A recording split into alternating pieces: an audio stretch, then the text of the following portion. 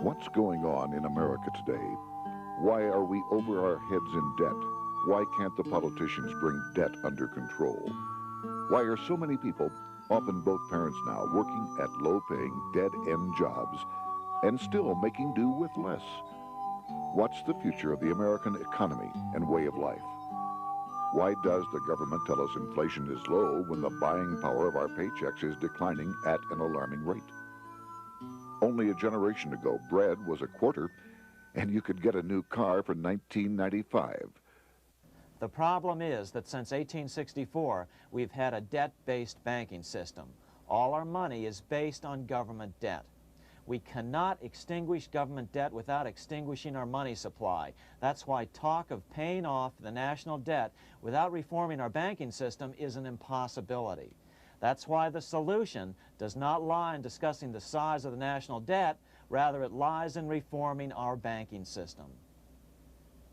This is the Federal Reserve headquarters in Washington. It sits on this very impressive address, right on Constitution Avenue, right across from the Lincoln Memorial. But is it federal? Is it really part of the United States government? Well, what we're about to show you is that there's nothing federal about the Federal Reserve, and there are no reserves. The name is a deception created back before the Federal Reserve Act was passed in 1913 to make Americans think that America's central bank operates in the public interest. The truth is that the Federal Reserve is a private bank owned by private stockholders and run purely for their private profit. That's exactly correct. The Fed is a privately owned for-profit corporation which, again, has no reserves, at least no reserves available to back up the Federal Reserve notes, which is our common currency. Oh, absolutely. The Federal Reserve is neither federal and has doubtful reserves. It's a private bank that is owned by member banks. And it was chartered under the guise of deceit by an act of Congress in 1913. If there's still any doubt whether the Federal Reserve is a part of the U.S. government, check your local telephone book. In most cities, it is not listed in the blue government pages. It is listed in the business white pages right next to Federal Express, another private company. But more directly, U.S. courts have ruled time and time again that the Fed is a private corporation. Why can't Congress do something about the Fed? Most members of Congress just don't understand the system, and the few who do are afraid to speak up. For example, initially a veteran congressman from Chicago asked us if he could be interviewed for this video. However, both times our camera crew arrived at his office to do the interview, this was all we were able to film. The congressman never appeared and eventually decided he no longer wanted to participate. But a few others in Congress have been bolder over the years. Here are three quick examples. In 1923, Representative Charles A. Lindbergh, a Republican from Minnesota and father of the famed aviator Lucky Lindy, put it this way: the financial system has been turned over to the Federal Reserve Board. That board administers the finance system by authority of a purely profiteering group. The system is private, conducted for the sole purpose of obtaining the greatest possible profits from the use of other people's money. One of the most outspoken critics in Congress of the Fed was the former chairman of the House Banking and Currency Committee during the Great Depression years. Lewis T. McFadden, Republican of Pennsylvania, said in 1932, "We have in this country one of the most corrupt institutions the world has ever known. I refer to the Federal Reserve Board. This evil institution has impoverished the people of the United States and has practically bankrupted our government. It has done this through the corrupt practices of the moneyed vultures who control it." Senator Barry Goldwater was a frequent critic of the Fed. Most Americans have no real understanding of the operation of the international moneylenders. The accounts of the Federal Reserve System have never been audited. It operates outside the control of Congress and manipulates the credit of the United States. The Federal Reserve really even though it is not part of the federal government, it is more powerful than the federal government. It's more powerful than the president, the Congress, and the courts. Now, a lot of people challenge me on that, but let me prove my case. The Federal Reserve determines what the average person's car payment is going to be, what their house payment is going to be, and whether they have a job or not. And I submit to you that that's total control. And the Federal Reserve is the largest single creditor of the United States government. What does Proverbs tell us? The borrower is servant to the lender. What one has to understand is that from the day the Constitution was adopted right up to today, the folks who profit from privately owned central banks, as Madison called them, the money changers, have fought a running battle for control over who gets to print America's money. Why is who prints the money so important? Think of money as just another commodity. If you have a monopoly on a commodity that everyone needs, everyone wants, and nobody has enough of, there are lots of ways to make a profit, and also exert tremendous political influence. That's what this battle is all about. Throughout the history of the United States, the money power has gone back and forth between Congress and some sort of privately owned central bank. The Founding Fathers knew the evils of a privately owned central bank. First of all, they had seen how the privately owned British central bank, the Bank of England, had run up the British national debt to such an extent that Parliament had been forced to place unfair taxes on the American colonies. In fact, as we'll see later, Ben Franklin claimed that this was the real cause of the American Revolution. Most of the Founding Fathers realized the potential dangers of banking and feared bankers' accumulation of wealth and power. Jefferson put it this way: I sincerely believe that banking institutions are more dangerous to our liberties than standing armies. The issuing power should be taken from the banks and restored to the people to whom it properly belongs. That succinct statement of Jefferson is, in fact, the solution to all our economic problems today. It bears repeating. The issuing power should be taken from the banks and restored to the people to whom it properly belongs. James Madison, the main author of the Constitution, agreed. Interestingly, he called those behind the central bank scheme money changers. Madison strongly criticized their actions. History records that the money changers have used every form of abuse, intrigue, deceit, and violent means possible to maintain their control over governments by controlling money and its issuance. The battle over who gets to issue our money has been the pivotal issue throughout the history of the United States. Wars are fought over it, depressions are caused to acquire it. Yet after World War I, this battle was rarely mentioned in newspapers or history books. Why?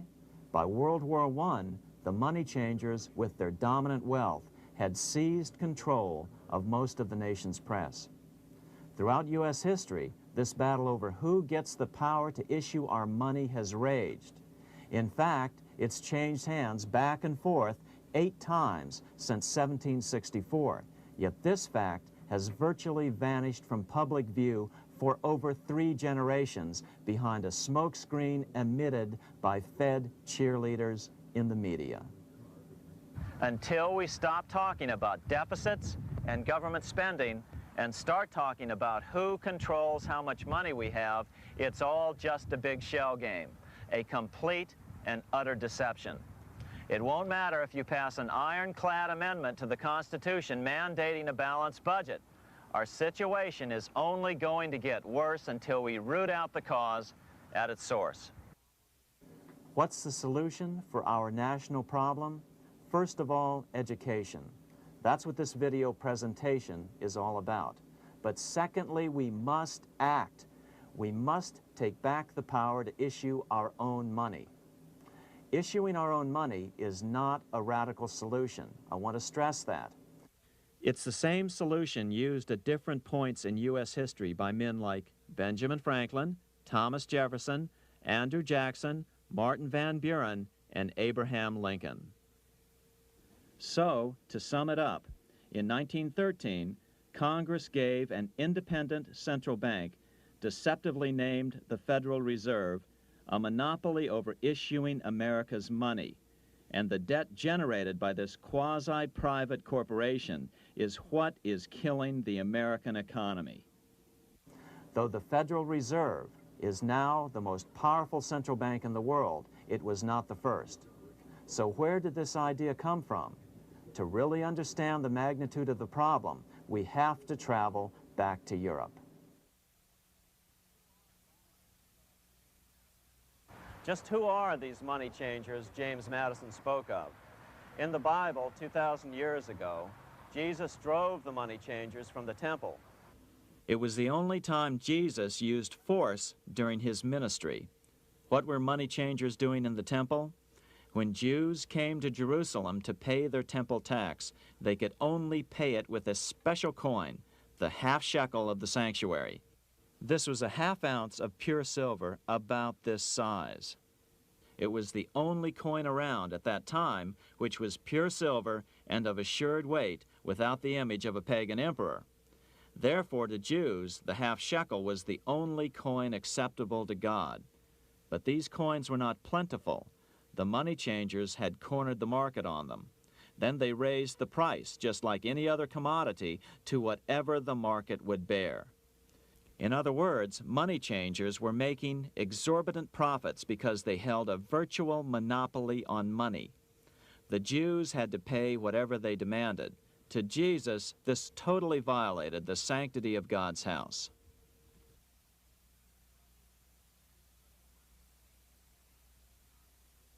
But the money-changing scam did not originate in Jesus' day. 200 years before Christ, Rome was having trouble with money changers. 2 early Roman emperors had tried to diminish the power of the money changers by reforming usury laws and limiting land ownership to 500 acres. They were both assassinated. In 48 BC, Julius Caesar took back the power to coin money from the money changers and minted coins for the benefit of all. With this new, plentiful supply of money, he built great public works projects. By making money plentiful, Caesar won the love of the common man. But the money changers hated him. Some believe this was an important factor in Caesar's assassination. One thing is for sure, with the death of Caesar came the demise of plentiful money in Rome. Taxes increased, as did corruption. Just as in the case of America today, usury and debased coin became the rule. Eventually, the Roman money supply was reduced by 90%. As a result, the common people lost their lands and their homes, just as is about to happen soon in America. With the demise of plentiful money, the masses lost confidence in the Roman government and refused to support it. Rome plunged into the gloom of the Dark Ages.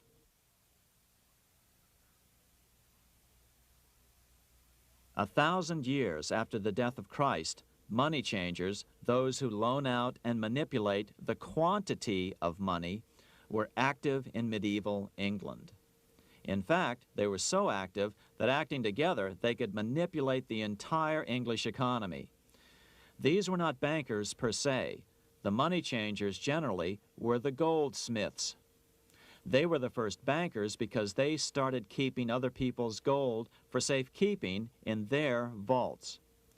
The first paper money was merely a receipt for gold left at the goldsmith. Paper money caught on because it was more convenient than carrying around a lot of heavy gold and silver coins. Eventually, goldsmiths noticed that only a small fraction of the depositors ever came in and demanded their gold at any one time.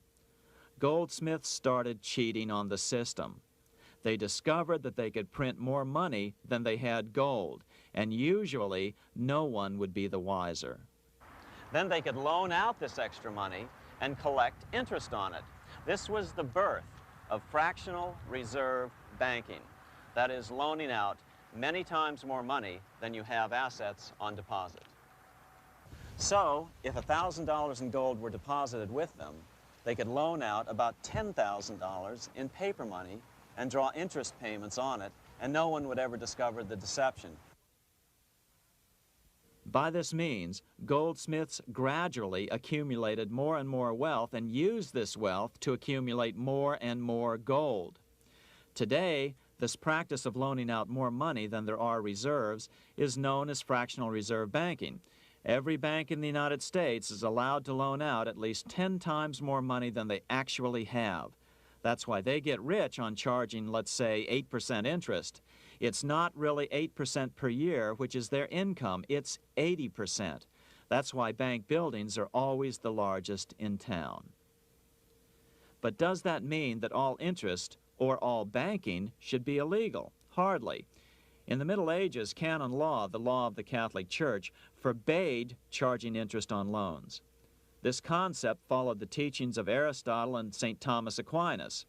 They taught that the purpose of money was to serve the members of society, to facilitate the exchange of goods needed to lead a virtuous life. Interest, in their belief, hindered this purpose by putting an unnecessary burden on the use of money. In other words, interest was contrary to reason and justice. Reflecting church law in the Middle Ages, Europe forbade charging interest on loans and made it a crime called usury. As commerce grew, and therefore opportunities for investment arose in the late Middle Ages, it came to be recognized that to loan money had a cost for the lender, both in risk and in lost opportunity. So some charges were allowed, but not interest per se. But all moralists, no matter what religion, condemn fraud, oppression of the poor, and injustice as clearly immoral. As we will see, fractional reserve lending is rooted in a fraud, results in widespread poverty, and reduces the value of everyone else's money. The ancient goldsmiths discovered that extra profits could be made by rowing the economy between easy money and tight money. When they made money easier to borrow, then the amount of money in circulation expanded. Money was plentiful. People took out more loans to expand their businesses. But then the money changers would tighten the money supply. They would make loans more difficult to get. What would happen? Just what happens today. A certain percentage of people could not repay their previous loans and could not take out new loans to repay the old ones. Therefore, they went bankrupt and had to sell their assets to the goldsmiths for pennies on the dollar. The same thing is still going on today. Only today, we call this rowing of the economy up and down the business cycle. Like Julius Caesar, King Henry I of England finally resolved to take the money power away from the goldsmiths about 1100 AD. Henry could have used anything as money, seashells, feathers, or even yak dung, as is often done in remote Tibetan provinces.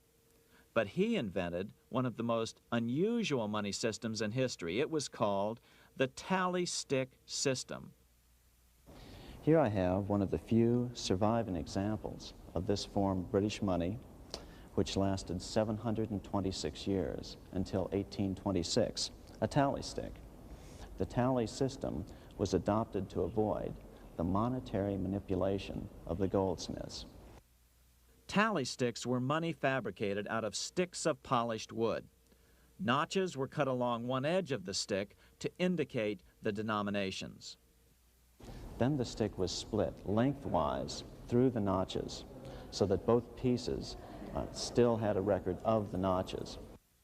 The king kept one half to protect against counterfeiting. Then he would spend the other half into the economy and they would circulate as money. This particular tally stick is huge. It represented 25,000 pounds. One of the original stockholders in the Bank of England purchased his original shares with this stick. In other words, he bought shares in the world's richest and most powerful corporation with a stick of wood. It's ironic that after its formation in 1694, the Bank of England attacked the tally stick system because it was money outside the power of the money changers, just as King Henry had wanted it to be. Why do people accept sticks of wood for money? That's a great question. Throughout history, people traded anything they thought had value and used as money. You see, the secret is that money is only what people agree on to use as money. What's our paper money today? It's really just paper. But here's the trick. King Henry ordered that tally sticks had to be used to pay the king's taxes. This built-in demand for tally sticks immediately made them circulate and be accepted as money. And they worked well. In fact, no other form of money has worked so well for so long as tally sticks. Keep in mind, the British Empire was built under the tally stick system. The tally stick system succeeded despite the fact that the money changers constantly attacked it by offering the metal coin system as competition. In other words, metal coins never went completely out of circulation, but tally sticks hung on because they were good for the payment of taxes. Finally, in the 1500s, King Henry VIII relaxed the laws concerning usury, and the money changers wasted no time reasserting themselves. They quickly made their gold and silver money plentiful for a few decades.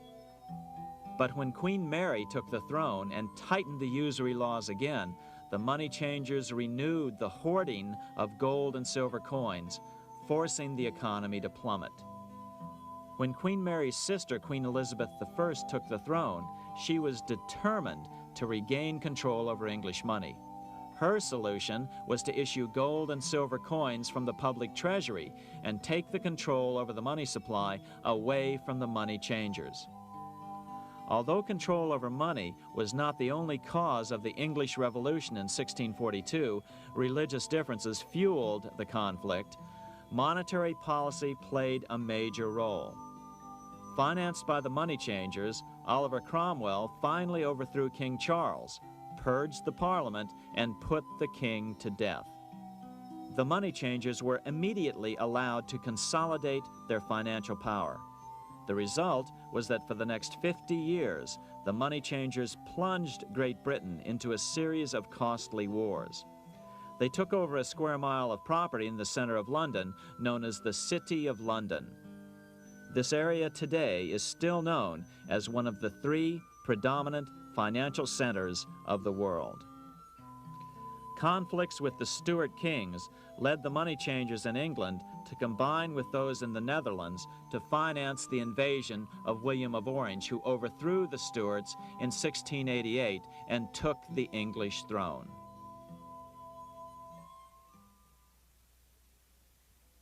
By the end of the 1600s, England was in financial ruin. 50 years of more or less continuous wars with France and Holland had exhausted her. Frantic government officials met with the money changers to beg for the loans necessary to pursue their political purposes. The price was high: a government-sanctioned, privately owned bank which could issue money created out of nothing. It was to be the modern world's first privately owned central bank, the Bank of England. Although it was deceptively called the Bank of England to make the general population think it was part of the government, it was not. Like any other private corporation, the Bank of England sold shares to get started. The investors, whose names were never revealed, were supposed to put up £1.25 million British pounds in gold coin to buy their shares in the bank, but only £750,000 was ever received. Despite that, the bank was duly chartered in 1694 and started out in the business of loaning out several times the money it supposedly had in reserves, all at interest. In exchange, the new bank would loan British politicians as much of the new currency as they wanted, as long as they secured the debt by direct taxation of the British people. So, legalization of the Bank of England amounted to nothing less than legal counterfeiting of a national currency for private gain. Unfortunately, nearly every nation now has a privately controlled central bank using the Bank of England as the basic model. Such is the power of these central banks that they soon take total control over a nation's economy. It soon amounts to nothing but a plutocracy, rule by the rich. It would be like putting control of the army in the hands of the mafia. The danger of tyranny would be extreme.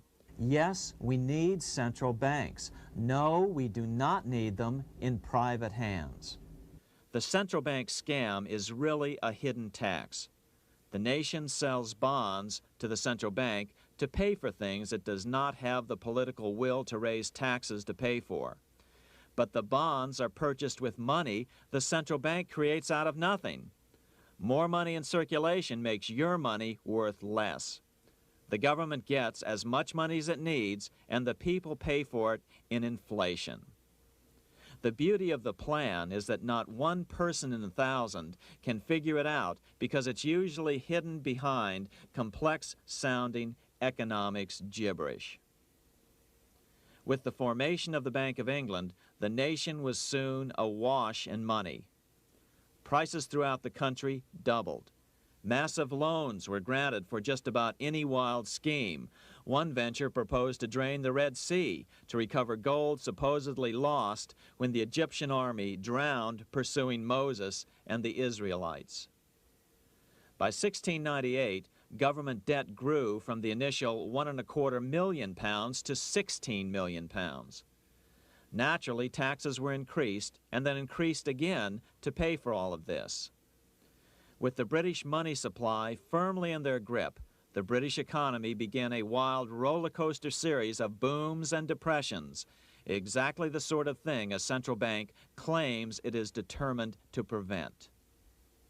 There are two things which I think are intrinsic not just to the Bank of England, but to central banking generally. The first is an involvement in the formulation of monetary policy with the specific objective of achieving monetary stability. However, since the Bank of England took control, the British pound has rarely been stable. Now let's take a look at the role of the Rothschild family, the family said to be the wealthiest in the world.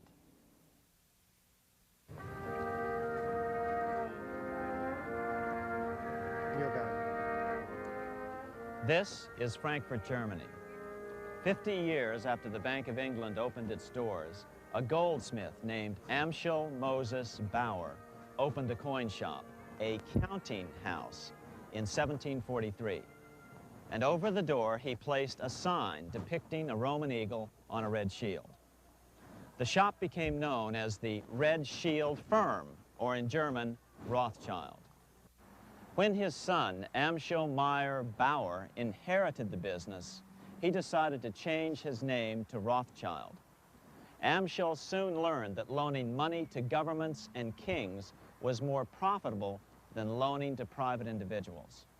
Not only were the loans bigger, but they were secured by the nation's taxes.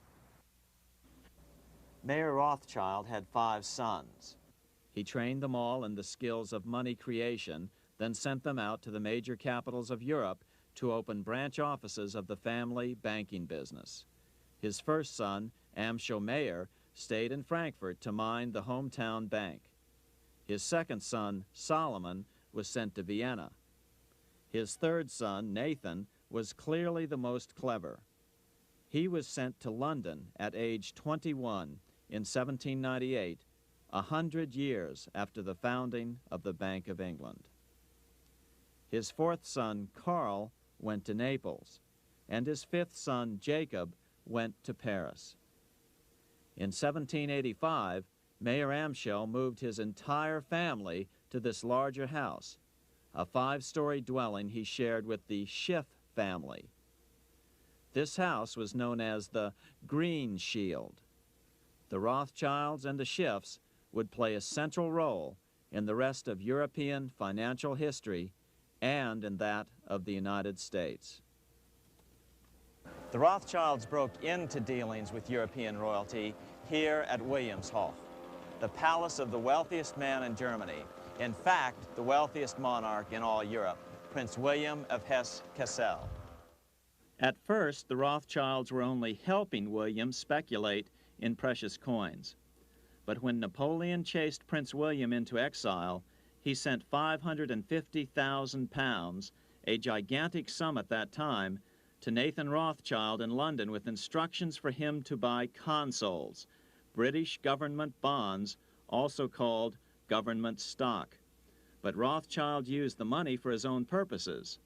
With Napoleon on the loose, the opportunities of wartime investments were nearly limitless. William returned here sometime prior to the Battle of Waterloo in 1815. He summoned Rothschild and demanded his money back. The Rothschilds returned William's money with the interest the British consuls would have paid him had the investment actually been made. But the Rothschilds kept all the past profits they had made using William's money. Nathan Rothschild later bragged that in the 17 years he'd been in England, he'd increased his original £20,000 stake given to him by his father by 2,500 times. By cooperating within the family, the Rothschilds soon grew unbelievably wealthy. By the mid-1800s, they dominated all European banking and were certainly the wealthiest family in the world. They financed Cecil Rhodes, making it possible for him to establish a monopoly over the diamond and gold fields of South Africa. In America, they financed the Harrimans and railroads, the Vanderbilts and railroads and the press, and Carnegie in the steel industry, among many others. In fact, during World War I, J.P. Morgan was thought to be the richest man in America.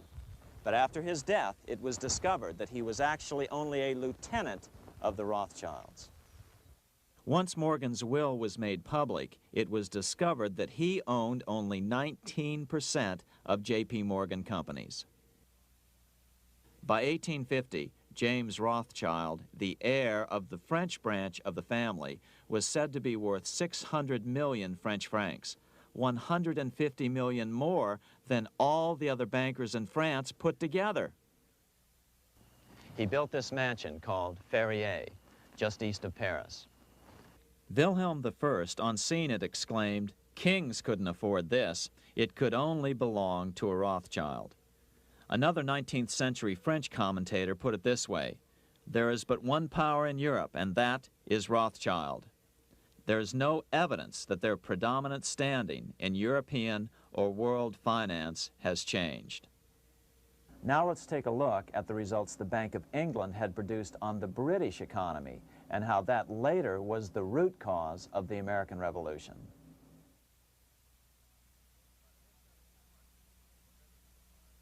By the mid-1700s, the British Empire was nearing its height of power around the world. But Britain had fought 4 costly wars in Europe since the creation of their privately owned central bank, the Bank of England. The cost had been high. To finance these wars, the British Parliament here had borrowed heavily from the bank. By the mid-1700s, the government's debt here in Britain was £140 million, a staggering sum for those days. Consequently, the British government embarked on a program of trying to raise revenues from their American colonies in order to make their interest payments to the bank. But in America, it was a different story. The scourge of a privately owned central bank had not yet hit. This is Independence Hall in Philadelphia, where the Declaration of Independence and Constitution were signed. In the mid-1700s, pre-revolutionary America was still relatively poor. There was a severe shortage of precious metal coins to trade for goods, so the early colonists were forced to experiment with printing their own homegrown paper money. Some of these experiments were successful. Franklin was a big supporter of the colonies printing their own paper money. In 1757, Franklin was sent to London. He ended up staying for the next 18 years here, nearly until the start of the American Revolution. During this period, the American colonies began to issue their own money. Called colonial scrip, the endeavor was very successful. It provided a reliable medium of exchange, and it also helped to provide a feeling of unity between the colonies. Remember, colonial scrip was just paper money, debt-free money, printed in the public interest, and not backed by gold or silver coin. In other words, it was a totally fiat currency. One day, officials of the Bank of England asked Franklin how he would account for the newfound prosperity of the colonies. Without hesitation, he replied, "That is simple. In the colonies, we issue our own money. It is called colonial scrip. We issue it in proper proportion to the demands of trade and industry to make the products pass easily from the producers to the consumers. In this manner, creating for ourselves our own paper money, we control its purchasing power, and we have no interest to pay to no one." This was just common sense to Franklin, but you can imagine the impact it had on the Bank of England. America had learned the secret of money, and that genie had to be returned to its bottle as soon as possible.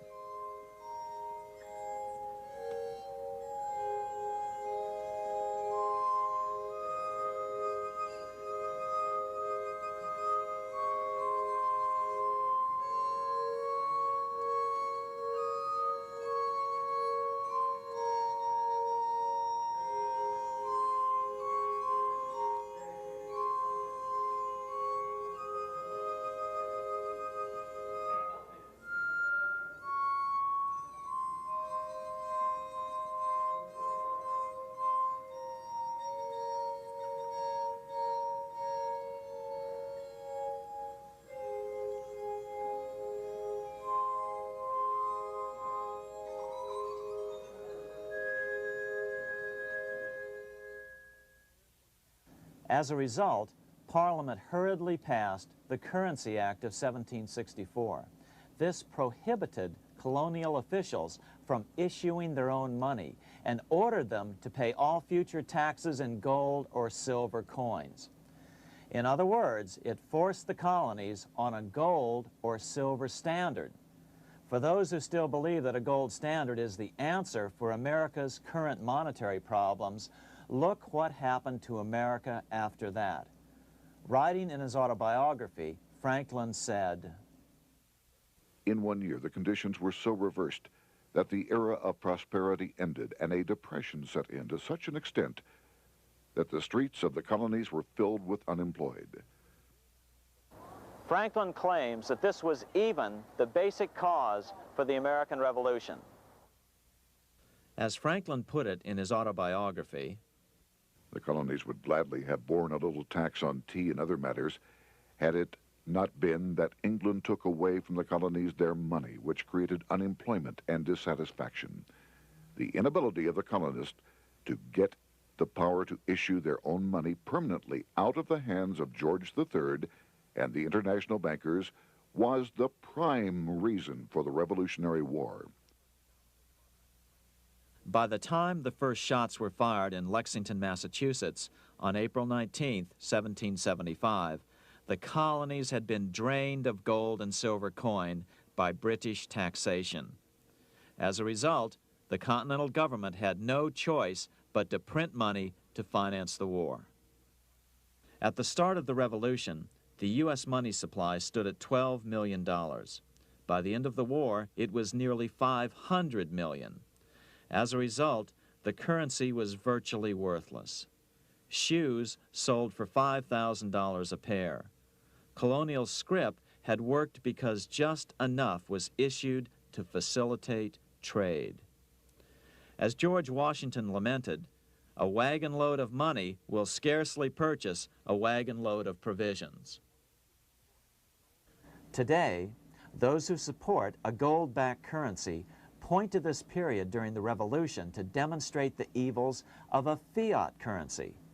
But remember, the same currency had worked so well 20 years earlier during times of peace that the Bank of England had Parliament outlaw it.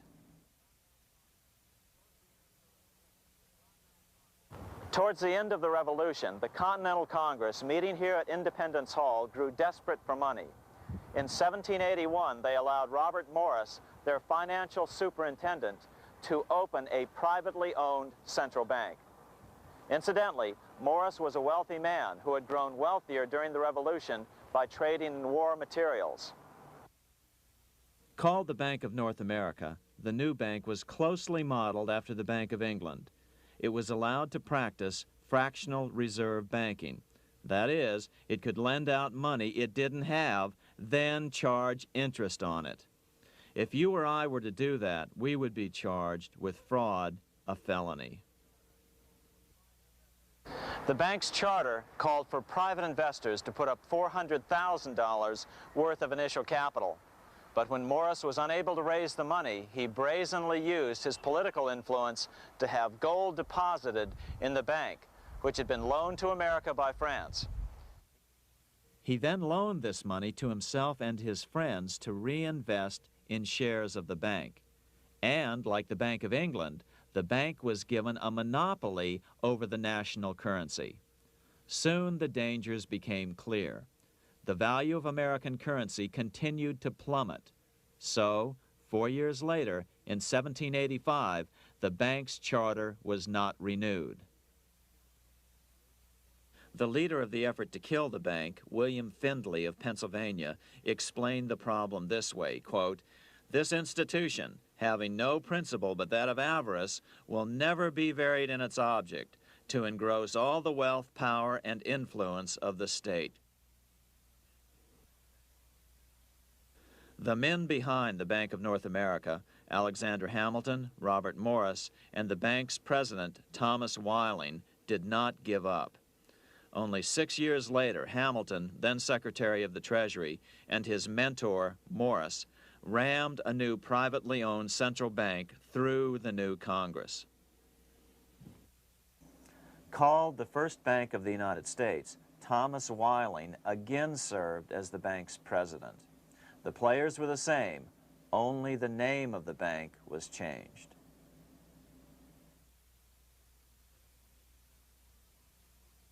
In 1787, colonial leaders assembled in Philadelphia to replace the ailing Articles of Confederation. As we saw earlier, both Thomas Jefferson and James Madison were unalterably opposed to a privately owned central bank. They had seen the problems caused by the Bank of England. They wanted nothing of it. As Jefferson later put it,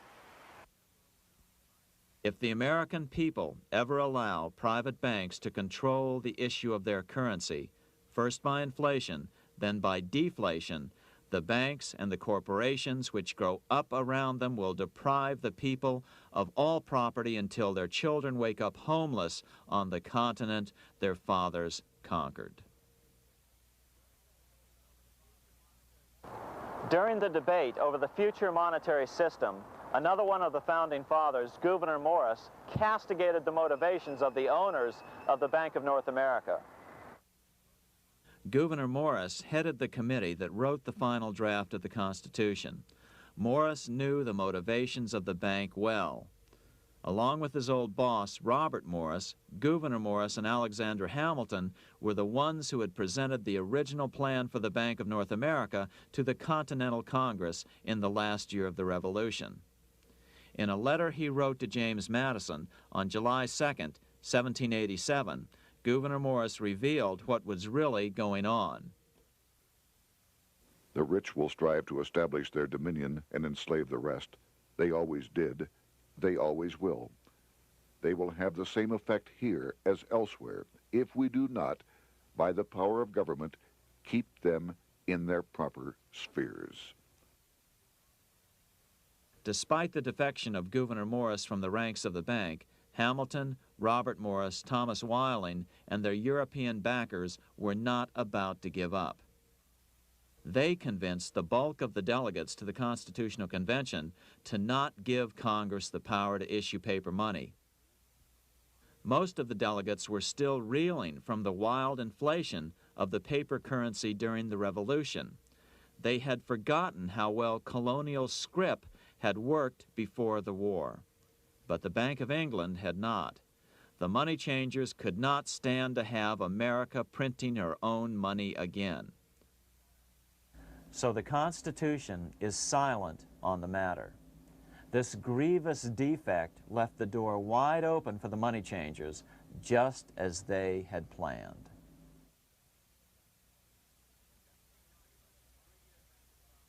In 1790, less than 3 years after the Constitution had been signed, the money changers struck again.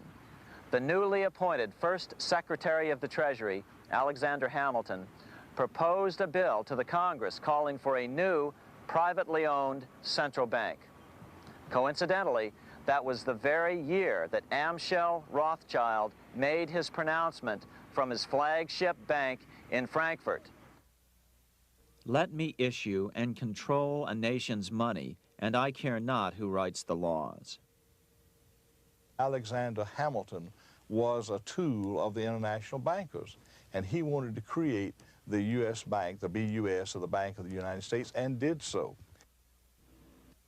Interestingly, one of Hamilton's first jobs after graduating from law school in 1782 was as an aide to Robert Morris, the head of the Bank of North America.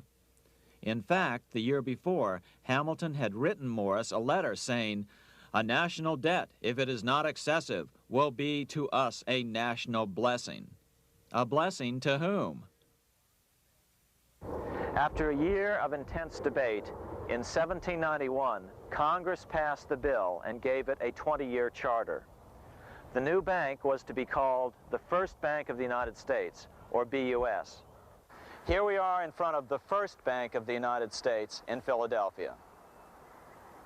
The bank was given a monopoly on printing U.S. currency, even though 80% of its stock would be held by private investors.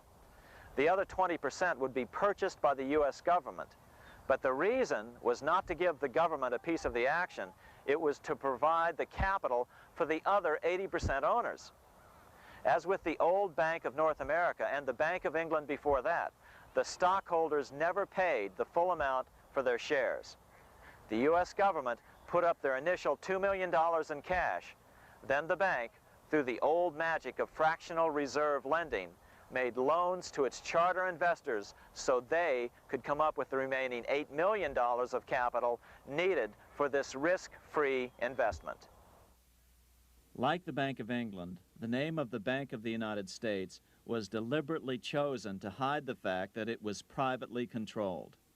And like the Bank of England, the names of the investors in the bank were never revealed.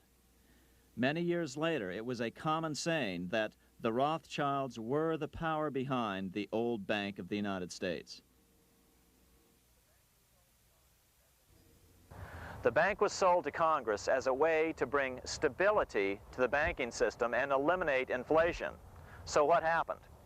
Over the first 5 years, the U.S. government borrowed $8.2 million from the Bank of the United States. In the same 5-year period, prices rose by 72%. Jefferson, as the new Secretary of State, watched the borrowing with sadness and frustration, unable to stop it. I wish it were possible to obtain a single amendment to our Constitution, taking from the federal government the power of borrowing. Millions of Americans feel the same way today. They watch in helpless frustration as the federal government borrows the American economy into oblivion. So, although it was called the First Bank of the United States, it was not the first attempt at a privately owned central bank in this country. As with the Bank of North America, the government put up most of the cash to get this private bank going, then the bankers loaned the money to each other to buy the remaining stock in the bank. It was a scam, plain and simple, and they wouldn't be able to get away with it for long. But first, we have to travel back to Europe to see how a single man was able to manipulate the entire British economy by obtaining the first news of Napoleon's final defeat.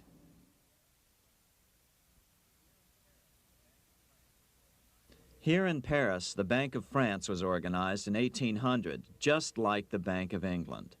But Napoleon decided France had to break free of debt, and he never trusted the Bank of France. He declared that when a government is dependent upon bankers for money, the bankers, not the leaders of the government, are in control. The hand that gives is above the hand that takes. Money has no motherland. Financiers are without patriotism and without decency. Their sole object is gain. Back in America, unexpected help was about to arrive. In 1800, Thomas Jefferson narrowly defeated John Adams to become the third president of the United States. By 1803, Jefferson and Napoleon had struck a deal. The U.S. would give Napoleon $3 million in gold in exchange for a huge chunk of territory west of the Mississippi River, the Louisiana Purchase. With that $3 million, Napoleon quickly forged an army and set off across Europe, conquering everything in his path. But the Bank of England quickly rose to oppose him. They financed every nation in his path, reaping the enormous profits of war. Prussia, Austria, and finally Russia all went heavily into debt in a futile attempt to stop Napoleon. 4 years later, with the main French army in Russia, 30-year-old Nathan Rothschild, the head of the London office of the Rothschild family, personally took charge of a bold plan to smuggle a much-needed shipment of gold right through France to finance an attack by the Duke of Wellington from Spain. Nathan later bragged at a dinner party in London that it was the best business he'd ever done. Little did he know that he would do much better business in the near future. Wellington's attacks from the south and other defeats eventually forced Napoleon to abdicate, and Louis XVIII was crowned king. Napoleon was exiled to Elba, a tiny island off the coast of Italy, supposedly exiled from France forever.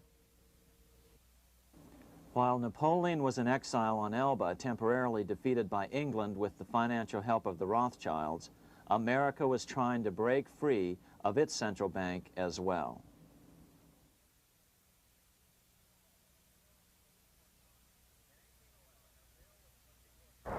In 1811, a bill was put before Congress to renew the charter of the Bank of the United States. The debate grew very heated, and the legislatures of both Pennsylvania and Virginia passed resolutions asking Congress to kill the bank. The press corps of the day attacked the bank openly, calling it a great swindle, a vulture, a viper, and a cobra. Oh, to have an independent press once again in America.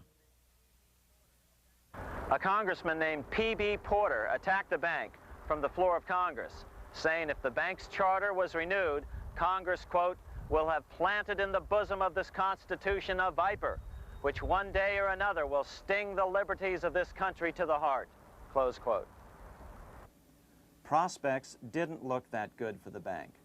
Some writers have even claimed that Nathan Rothschild warned that the United States would find itself involved in a most disastrous war if the bank's charter were not renewed. But it wasn't enough. When the smoke had cleared, the renewal bill was defeated by a single vote in the House and was deadlocked in the Senate. By now, America's fourth president, James Madison, was in the White House. Remember, Madison was a staunch opponent of the bank. His vice president, George Clinton, broke a tie in the Senate and sent the bank into oblivion. Within 5 months, England attacked the U.S., and the War of 1812 was on. But the British were still busy fighting Napoleon, and so the War of 1812 ended in a draw in 1814. Though the money changers were temporarily down, they were far from out. It would take them only another 2 years to bring back their bank bigger and stronger than ever.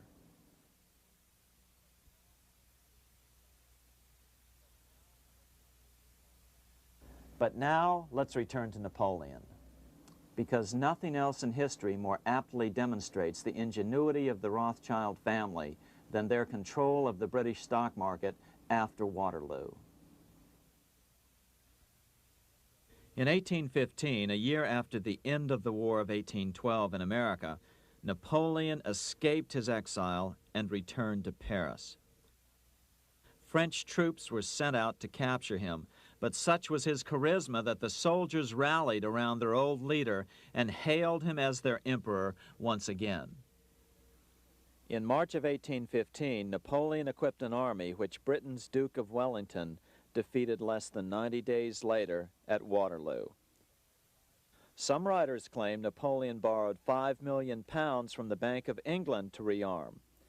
But it appears these funds actually came from the Ouvard banking house in Paris. Nevertheless, from about this point on, it was not unusual for privately controlled central banks to finance both sides in a war. Why would a central bank finance opposing sides in a war? Because war is the biggest debt generator of them all. A nation will borrow any amount for victory. The ultimate loser is loaned just enough to hold out the vain hope of victory, and the ultimate winner is given enough to win. Besides, such loans are usually conditioned upon the guarantee that the victor will honor the debts of the vanquished.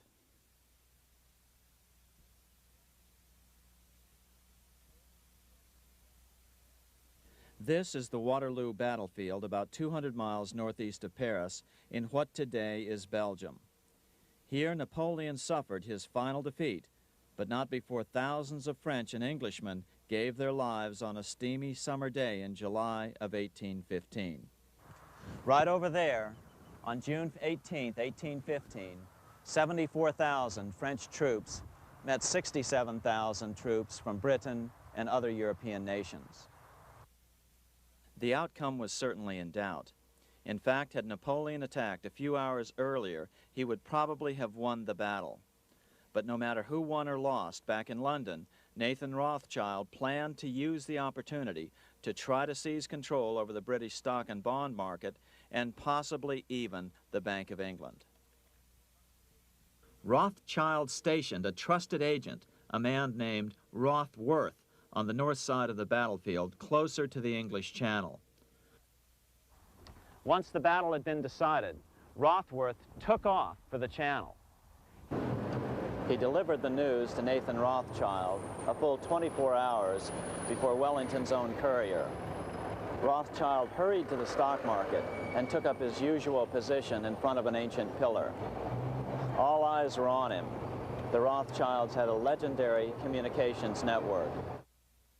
If Wellington had been defeated and Napoleon was loose on the continent again, Britain's financial situation would become grave indeed. Rothschild looked saddened. He stood there motionless, eyes downcast. Then suddenly he began selling. Other nervous investors saw that Rothschild was selling. It could only mean one thing. Napoleon must have won, Wellington must have lost. The market plummeted. Soon everyone was selling their consols, their British government bonds, and prices dropped sharply. But then Rothschild started secretly buying up the consols through his agents for only a fraction of their worth hours before. Myths, legends, you say? 100 years later, the New York Times ran a story which said that Nathan's grandson had attempted to secure a court order to suppress a book with this stock market story in it. The Rothschild family claimed the story was untrue and libelous, but the court denied the Rothschilds' request and ordered the family to pay all court costs. What's even more interesting about this story is that some authors claim that the day after the Battle of Waterloo, in a matter of hours, Nathan Rothschild came to dominate not only the bond market, but the Bank of England as well. Whether or not the Rothschild family seized control of the Bank of England, the first privately owned central bank in a major European nation and the wealthiest, one thing is certain. By the mid-1800s, the Rothschilds were the richest family in the world, bar none. They dominated the new government bond markets and branched into other banks and industrial concerns.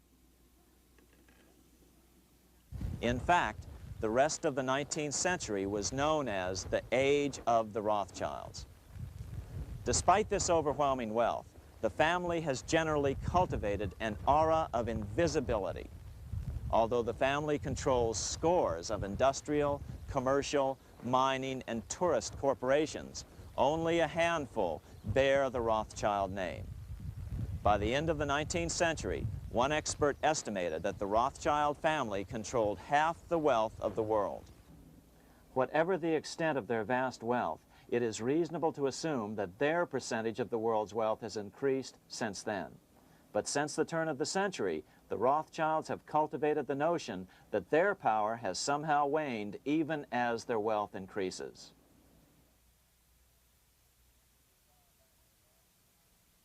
Meanwhile, back in Washington in 1816, just 1 year after Waterloo and Rothschild's alleged takeover of the Bank of England, the American Congress passed a bill permitting yet another privately owned central bank.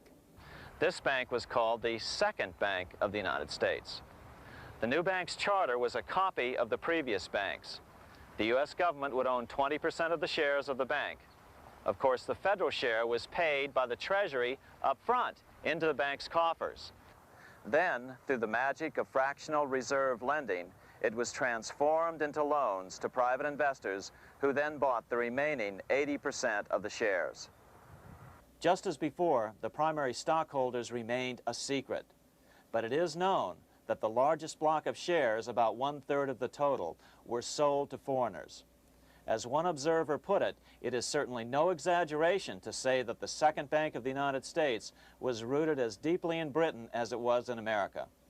So, by 1816, some authors claim the Rothschilds had taken control over the Bank of England and backed a new, privately owned central bank in America as well.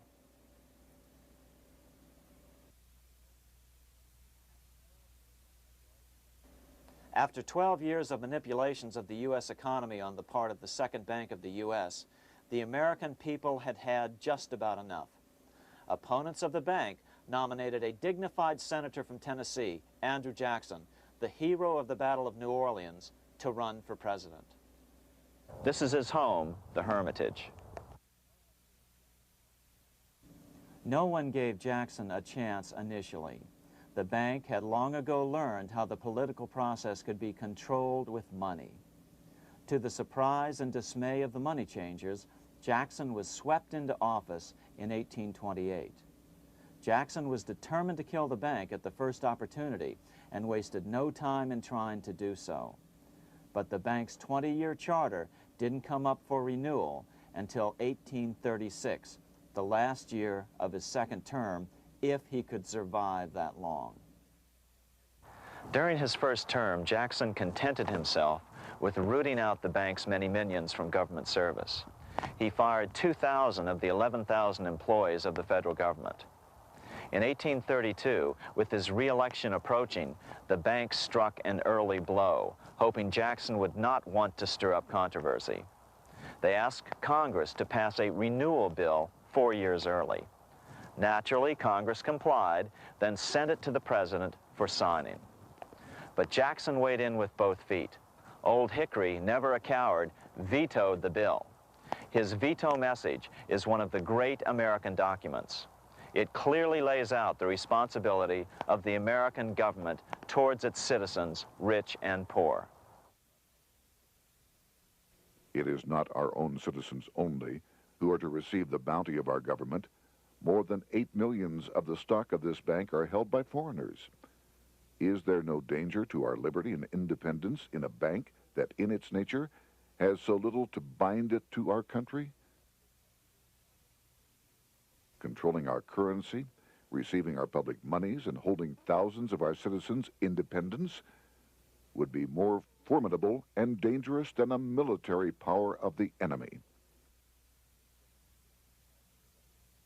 If government would confine itself to equal protection and, as heaven does its rains, shower its favor alike on the high and the low, the rich and the poor, it would be an unqualified blessing. In the act before me, there seems to be a wide and unnecessary departure from these just principles. Later that year, in July 1832, Congress was unable to override Jackson's veto. Now Jackson had to stand for re-election. Jackson took his argument directly to the people. For the first time in U.S. history, Jackson took his presidential campaign on the road. Before then, presidential candidates stayed at home and looked presidential. His campaign slogan was "Jackson and no bank." The National Republican Party ran Senator Henry Clay against Jackson. Despite the fact that the bankers poured over $3 million into Clay's campaign, Jackson was reelected by a landslide in November of 1832. Despite his presidential victory, Jackson knew the battle was only beginning. "The hydra of corruption is only scotched, not dead," said the newly elected president.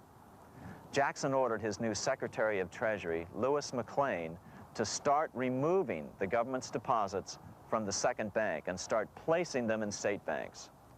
But McLean refused to do so. Jackson fired him and appointed William J. Duane as the new Secretary of the Treasury. Duane also refused to comply with the president's requests, and so Jackson fired him as well and then appointed Roger B. Taney to the office. Taney did withdraw government funds from the bank starting on October 1st, 1833. Jackson was jubilant. "I have it chained. I'm ready with screws to draw every tooth and then the stumps."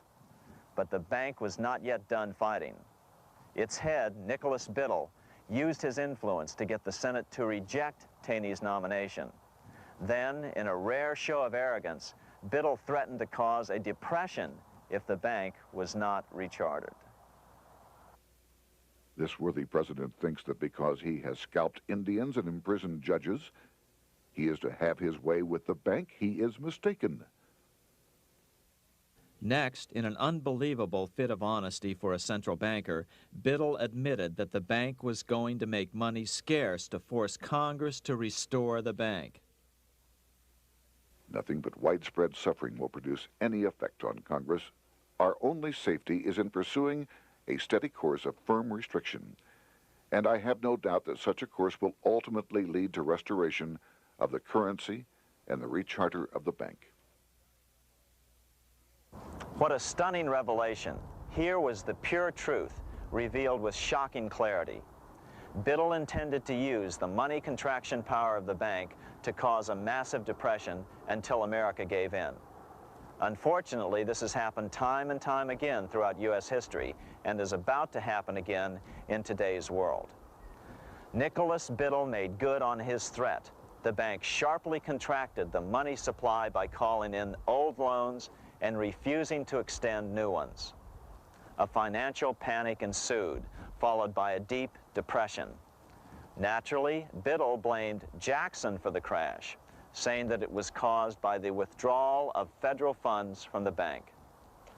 Unfortunately, his plan worked well. Wages and prices sagged. Unemployment soared along with business bankruptcies. The nation quickly went into an uproar. Newspaper editors blasted Jackson in editorials. The bank threatened to withhold payments, which then could be made directly to key politicians for their support. Within only months, Congress assembled in what was called the panic session. 6 months after he had withdrawn funds from the bank, Jackson was officially censured by a resolution which passed the Senate by a vote of 26 to 20. It was the first time a president had ever been censured by Congress. Jackson lashed out at the bank. "You are a den of vipers. I intend to rout you out, and by eternal God, I will rout you out." America's fate teetered on a knife edge. If Congress could muster enough votes to override Jackson's veto, the bank would be granted another 20-year monopoly or more over America's money, time enough to consolidate its already great power. Then a miracle occurred. The governor of Pennsylvania came out supporting President Jackson and strongly criticized the bank. On top of that, Biddle had been caught boasting in public about the bank's plan to crash the economy. Suddenly, the tide shifted. In April of 1834, the House of Representatives voted 134 to 82 against rechartering the bank. This was followed up by an even more lopsided vote to establish a special committee to investigate whether the bank had caused the crash. When the investigating committee arrived at the bank's door in Philadelphia, armed with a subpoena to examine the books, Biddle refused to give them up. Nor would he allow inspection of correspondence with congressmen relating to their personal loans and advances he'd made to them. He also refused to testify before the committee back in Washington. On January 8th, 1835, Jackson paid off the final installment on the national debt, which had been necessitated by allowing the banks to issue currency for government bonds rather than simply issuing treasury notes without such debt. He was the only president to ever pay off the debt. A few weeks later, on January 30th, 1835, an assassin by the name of Richard Lawrence tried to shoot President Jackson, but by the grace of God, both pistols misfired. Lawrence was later found not guilty by reason of insanity. After his release, he bragged to friends that powerful people in Europe had put him up to the task and promised to protect him if he were caught.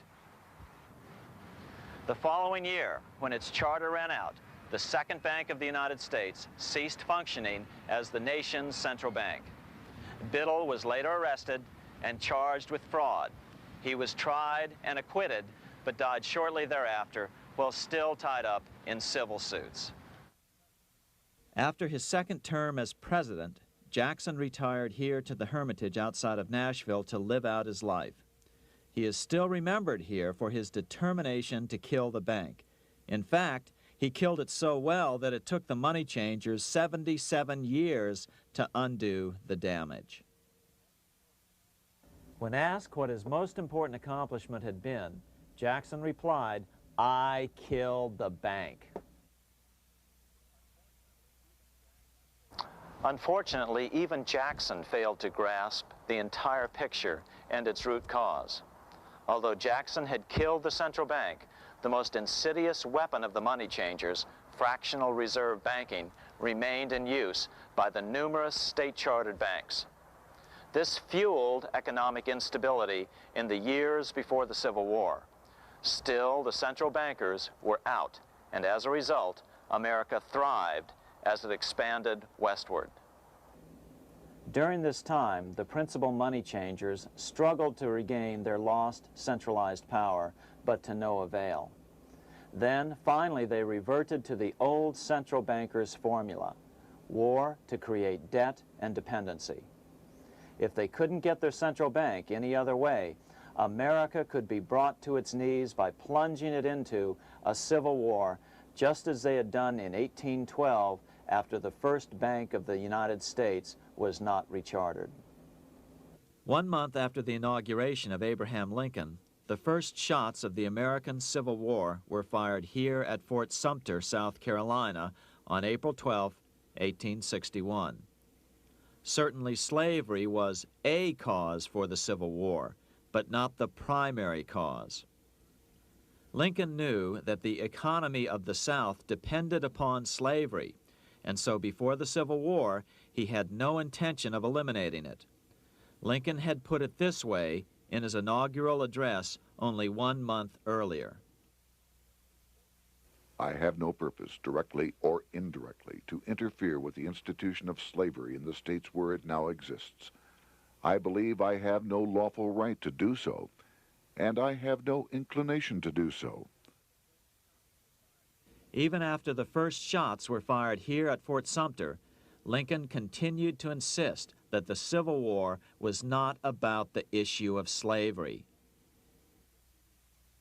My paramount objective is to save the Union, and it is not either to save or destroy slavery. If I could save the Union without freeing any slave, I would do it.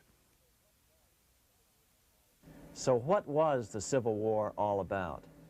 There were many factors at play. Northern industrialists had used protective tariffs to prevent the southern states from buying cheaper European goods. Europe retaliated by stopping cotton imports from the South. The southern states were in a double financial bind. They were forced to pay more for most of the necessities of life while their income from cotton exports plummeted. The South was angry. But there were other factors at work. The money changers were still stung by America's withdrawal from their control 25 years earlier. Since then, America's wildcat economy had made the nation rich, a bad example for the rest of the world. The central bankers now saw an opportunity to split the rich new nation, to divide and conquer by war. Was this just some sort of wild conspiracy theory at the time? Well, let's take a look at what a well-placed observer of the scene had to say at the time. His name was Otto von Bismarck, Chancellor of Germany, the man who united the German states a few years later. The division of the United States into federations of equal force was decided long before the Civil War by the high financial powers of Europe. These bankers were afraid that the United States, if they remained as one bloc and as one nation, would attain economic and financial independence which would upset their financial domination over the world. Within months after the first shots here at Fort Sumter, the central bankers loaned Napoleon III of France, the nephew of the Waterloo Napoleon, 210 million francs to seize Mexico and station troops along the southern border of the U.S., taking advantage of their war to violate the Monroe Doctrine and return Mexico to colonial rule. No matter what the outcome of the Civil War, a weakened America, heavily indebted to the money changers, would open up Central and South America once again to European colonization and domination. The very thing America's Monroe Doctrine had forbade in 1823. At the same time, Great Britain moved 11,000 troops into Canada and positioned them menacingly along America's northern border. The British fleet went to war alert should their quick intervention be called for. Lincoln knew he was in a double bind. That's why he agonized over the fate of the Union. There was a lot more to it than just differences between the North and the South. That's why his emphasis was always on union and not merely the defeat of the South. But Lincoln needed money to win. In 1861, Lincoln and his Secretary of Treasury, Salmon P. Chase, went to New York to apply for the necessary loans. The money changers, anxious to see the Union fail, offered loans at 24 to 36% interest. Lincoln said thanks, but no thanks, and returned to Washington. Lincoln sent for an old friend, Colonel Dick Taylor of Chicago, and put him on the problem of financing the war. During one meeting, Lincoln asked Taylor what he'd discovered. Taylor put it this way: "Why, Lincoln, that is easy. Just get Congress to pass a bill authorizing the printing of full legal tender treasury notes, and pay your soldiers with them, and go ahead and win your war with them also." When Lincoln asked if the people of the United States would accept the notes, Taylor said, "The people or anyone else will not have any choice in the matter if you make them full legal tender. They will have the full sanction of the government and be just as good as any money, as Congress is given that express right by the Constitution." So that's exactly what Lincoln did. In 1862-63, he printed up $450 million worth of the new bills. In order to distinguish them from other banknotes in circulation, he printed them in green ink on the back side. That's why the notes were called greenbacks. With this new money, Lincoln paid the troops and bought their supplies. During the course of the war, nearly $450 million worth of greenbacks were printed at no interest to the federal government. Lincoln understood who was really pulling the strings and what was at stake for the American people. This is how he explained his rationale. The government should create, issue, and circulate all the currency and credit needed to satisfy the spending power of the government and the buying power of consumers.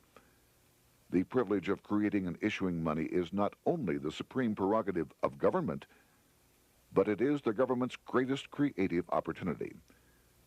By the adoption of these principles, the taxpayers will be saved immense sums of interest. Money will cease to be master and become the servant of humanity. A truly incredible editorial in the London Times explained the central bankers' attitude towards Lincoln's greenbacks. If this mischievous financial policy, which has its origins in North America, shall become indurated down to a fixture, then That government will furnish its own money without cost. It will pay off debts and be without debt. It will have all the money necessary to carry on its commerce. It will become prosperous without precedent in the history of the world. The brains and wealth of all countries will go to North America. That country must be destroyed, or it will destroy every monarchy on the globe. The scheme was effective, so effective that the next year, 1863, with Federal and Confederate troops beginning to mass for the decisive battle of the Civil War, and the Treasury in need of further congressional authority to issue more greenbacks, Lincoln allowed the bankers to push through the National Bank Act.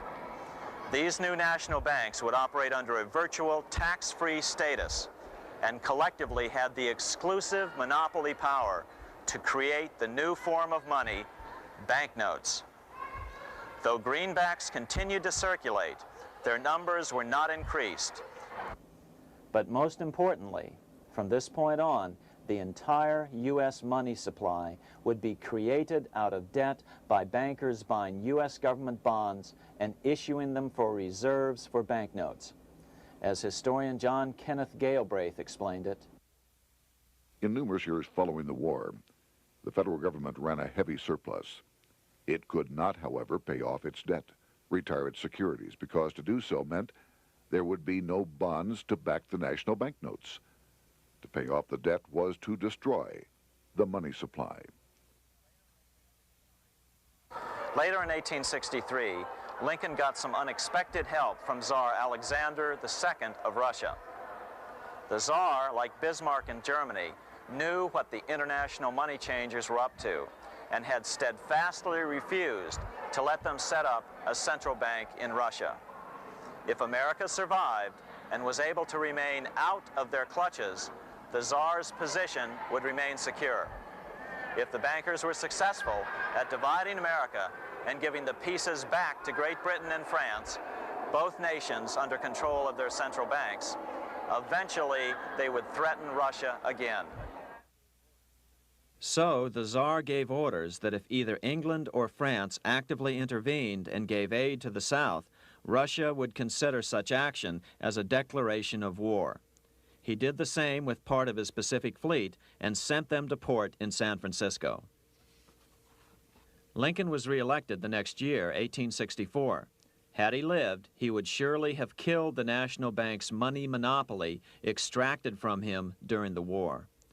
On November 21, 1864, he wrote a friend the following: The money power preys upon the nation in times of peace and conspires against it in times of adversity. It is more despotic than monarchy, more insolent than autocracy, more selfish than bureaucracy. Shortly before Lincoln was murdered, his former Secretary of Treasury, Salmon P. Chase, bemoaned his role in helping secure the passage of the National Banking Act only 1 year earlier. My agency in promoting the passage of the National Banking Act was the greatest financial mistake in my life. It has built up a monopoly which affects every interest in the country. On April 14, 1865, 41 days after his second inauguration and just 5 days after Lee surrendered to Grant at Appomattox, Lincoln was shot by John Wilkes Booth at Ford's Theater. Bismarck, Chancellor of Germany, lamented the death of Abraham Lincoln. The death of Lincoln was a disaster for Christendom. There was no man in the United States great enough to wear his boots. I fear that foreign bankers, with their craftiness and torturous tricks, will entirely corrupt the exuberant riches of America and use it systematically to corrupt modern civilization. They will not hesitate to plunge the whole of Christendom into wars and chaos in order that the earth should become their inheritance. Bismarck well understood the money changers' plan. Allegations that international bankers were responsible for Lincoln's assassination surfaced in Canada 70 years later in 1934. Gerald G. McGeer, a popular and well-respected Canadian attorney, revealed this stunning charge in a 5-hour speech before the Canadian House of Commons, blasting Canada's debt-based money system. Remember, it was 1934, the height of the Great Depression, which was ravaging Canada as well. McGeer had obtained evidence deleted from the public record, provided to him by Secret Service agents at the trial of John Wilkes Booth after Booth's death. McGeer said it showed that Booth was a mercenary working for the international bankers. According to an article in the Vancouver Sun of May 2nd, 1934, Abraham Lincoln, the martyred emancipator of the slaves, was assassinated through the machinations of a group representative of the international bankers who feared the United States president's national credit ambitions. There was only one group in the world at that time who had any reason to desire the death of Lincoln. They were the men opposed to his national currency program and who had fought him throughout the whole Civil War on his policy of greenback currency. Interestingly, McGeer claimed that Lincoln was assassinated not only because international bankers wanted to reestablish a central bank in America, but because they also wanted to base America's currency on gold. Gold they controlled. In other words, put America on a gold standard. Lincoln had done just the opposite by issuing U.S. notes, greenbacks, which were based purely on the good faith and credit of the United States. The article quoted McGeer as saying, "They were the men interested in the establishment of the gold standard and the right of the bankers to manage the currency and credit of every nation in the world. With Lincoln out of the way, they were able to proceed with that plan and did proceed with it in the United States. Within 8 years after Lincoln's assassination, silver was demonetized and the gold standard money system set up in the United States." Not since Lincoln has the U.S. issued debt-free United States notes. These red-sealed bills, which were issued in 1963, were not a new issue from President Kennedy, but merely the old greenbacks reissued year after year.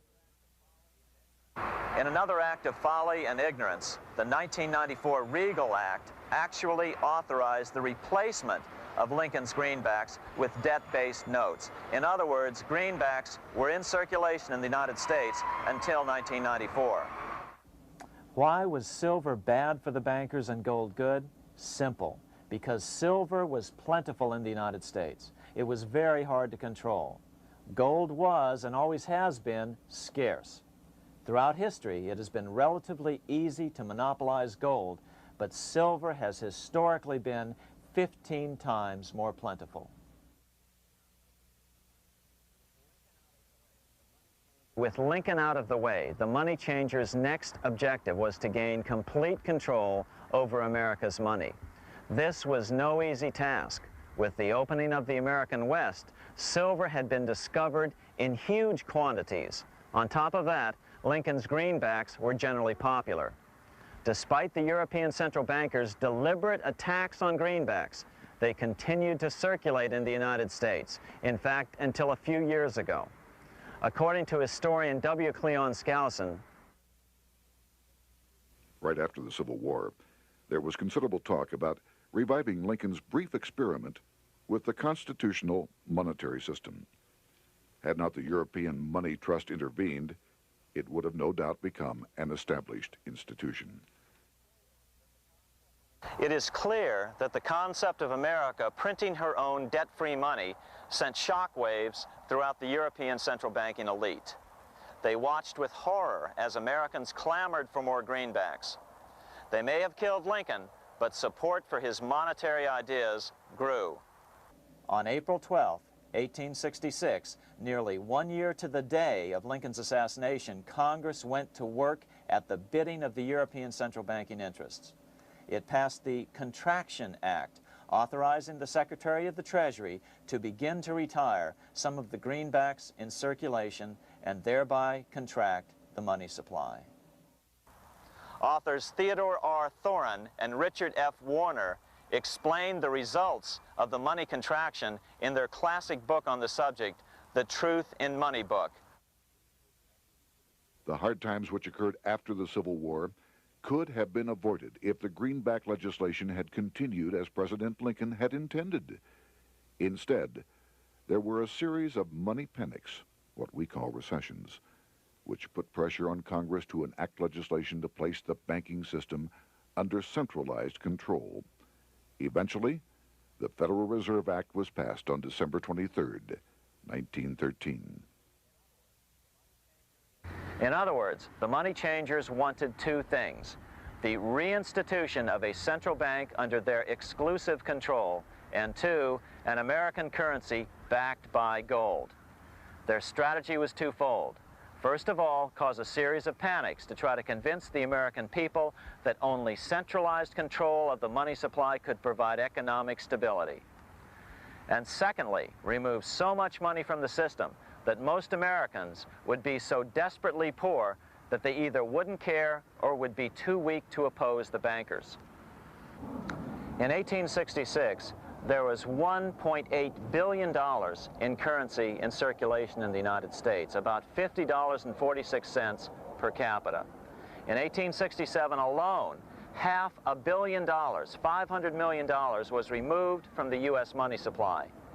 10 years later, in 1876, America's money supply was reduced to only $600 million.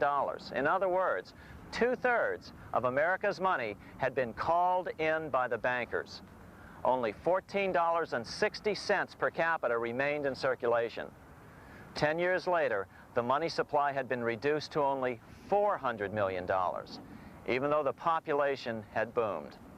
The result was that only $6.67 per capita remained in circulation, a 760% loss in buying power over 20 years. Today, economists try to sell the idea that recessions and depressions are a natural part of something they call the business cycle. The truth is, our money supply is manipulated now just as it was before and after the Civil War. How did this happen? How did money become so scarce? Simple. Bank loans were called in and no new ones were given. In addition, silver coins were melted down. In 1872, a man named Ernest Sed was given 100,000 pounds, about $500,000, by the Bank of England and sent to America to bribe necessary congressmen to get silver demonetized. He was told that if that was not sufficient, to draw an additional 100,000 pounds or as much more as was necessary. The next year, Congress passed the Coinage Act of 1873, and the minting of silver dollars abruptly stopped.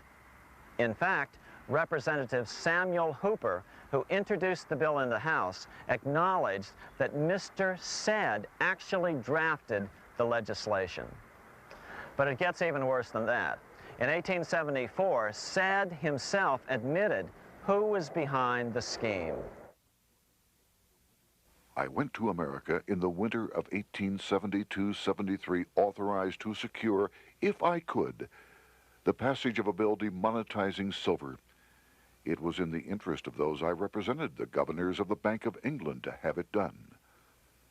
By 1873, gold coins were the only form of coin money. But the contest over control of America's money was not yet over. Only 3 years later, in 1876, with 1/3 of America's workforce unemployed, the population was growing restless. People were clamoring for a return to the greenback money system of President Lincoln, or a return to silver money, anything that would make money more plentiful. That year, Congress created the United States Silver Commission to study the problem. Their report clearly blamed the monetary contraction on the national bankers. The report is interesting because it compares the deliberate money contraction by the national bankers after the Civil War to the fall of the Roman Empire.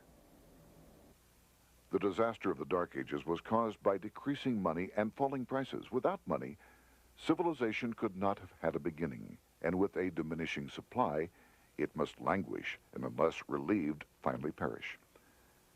At the Christian era, the metallic money of the Roman Empire amounted to $1,800,000,000.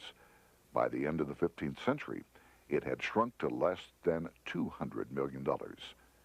History records no other such disastrous transition as that from the Roman Empire to the Dark Ages.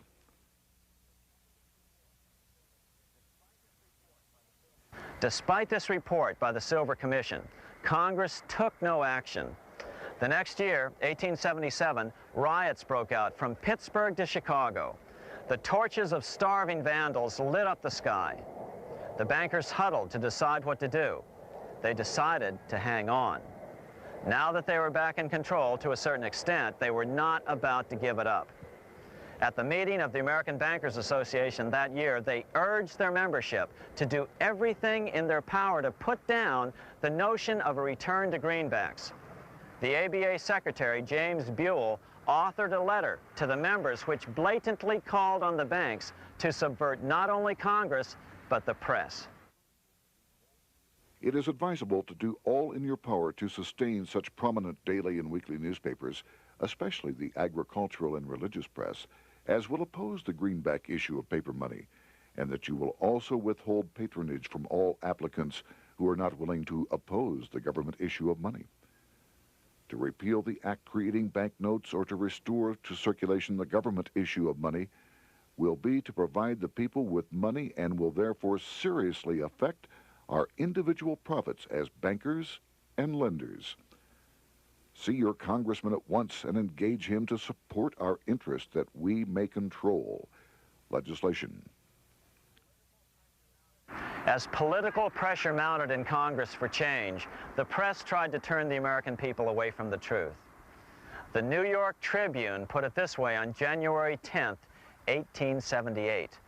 "The capital of the country is organized at last, and we will see whether Congress will dare to fly in its face."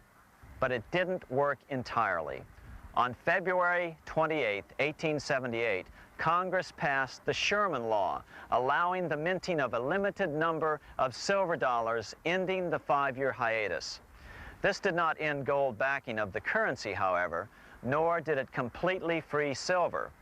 Previous to 1873, anyone who brought silver to the U.S. Mint could have it struck into silver dollars free of charge. No longer. But at least some money began to flow back into the economy again. With no further threat to their control, the bankers loosened up on loans, and the post-Civil War depression was finally ended. 3 years later, the American people elected Republican James Garfield president. Garfield understood how the economy was being manipulated. As a congressman, he had been chairman of the Appropriations Committee and was a member of Banking and Currency. After his inauguration, he slammed the money changers publicly in 1881. Whoever controls the volume of money in any country is absolute master of all industry and commerce. And when you realize that the entire system is very easily controlled, one way or another, by a few powerful men at the top, you will not have to be told how periods of inflation and depression originate. Unfortunately, within a few weeks of making this statement, on July 2nd of 1881, President Garfield was assassinated.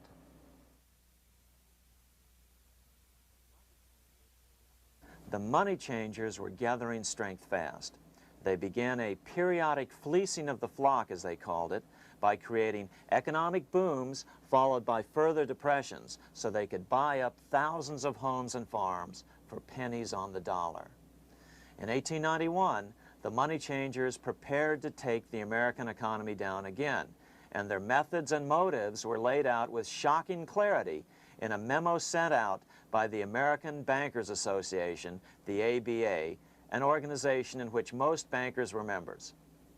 Notice that this memo called for bankers to create a depression on a certain date 3 years in the future.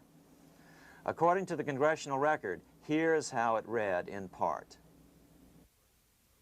On September 1st, 1894, we will not renew our loans under any consideration. On September 1st, we will demand our money. We will foreclose and become mortgagees in possession. We can take 2/3 of the farms west of the Mississippi and thousands of them east of the Mississippi as well at our price. Then the farmers will become tenants, as in England. These depressions could be controlled because America was on the gold money standard. Since gold is scarce, it's one of the easiest commodities to manipulate. People wanted silver money legalized again so they could escape the stranglehold the money changers had on gold money. People wanted silver money reinstated, reversing Mr. Said's Act of 1873, by then called the Crime of '73. By 1896, the issue of more silver money had become the central issue in the presidential campaign. William Jennings Bryan, a senator from Nebraska, ran for president as a Democrat on the free silver issue. At the Democratic National Convention in Chicago, he made an emotional speech which won him the nomination entitled Crown of Thorns and Cross of Gold. Though Bryan was only 36 years old at the time, this speech is widely regarded as the most famous oration ever made before a political convention. In the dramatic conclusion, Bryan said, "We will answer their demand for a gold standard by saying to them, you shall not press down upon the brow of labor this crown of thorns. You shall not crucify mankind upon a cross of gold." The bankers lavishly supported the Republican candidate, William McKinley, who favored the gold standard. The resulting contest was amongst the most fiercely contested presidential races in American history. Bryan made over 600 speeches in 27 states. The McKinley campaign got manufacturers and industrialists to inform their employees that if Bryan were elected, all factories and plants would close and there would be no work. The ruse succeeded. McKinley beat Bryan by a small margin. Bryan ran for president again in 1900 and in 1908, but fell short each time. During the 1912 Democratic Convention, Bryan was a powerful figure who helped Woodrow Wilson win the nomination. When Wilson became president, he appointed Bryan as Secretary of State, but Bryan soon became disenchanted with the Wilson administration. Bryan served only 2 years in the Wilson administration before resigning in 1915 over the highly suspicious sinking of the Lusitania, the event which was used to drive America into World War I. Although William Jennings Bryan never gained the presidency, his efforts delayed the money changers for 17 years from attaining their next goal, a new, privately owned central bank for America.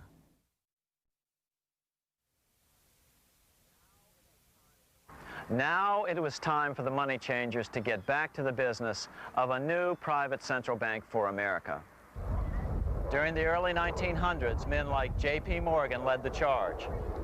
One final panic would be necessary to focus the nation's attention on the supposed need for a central bank.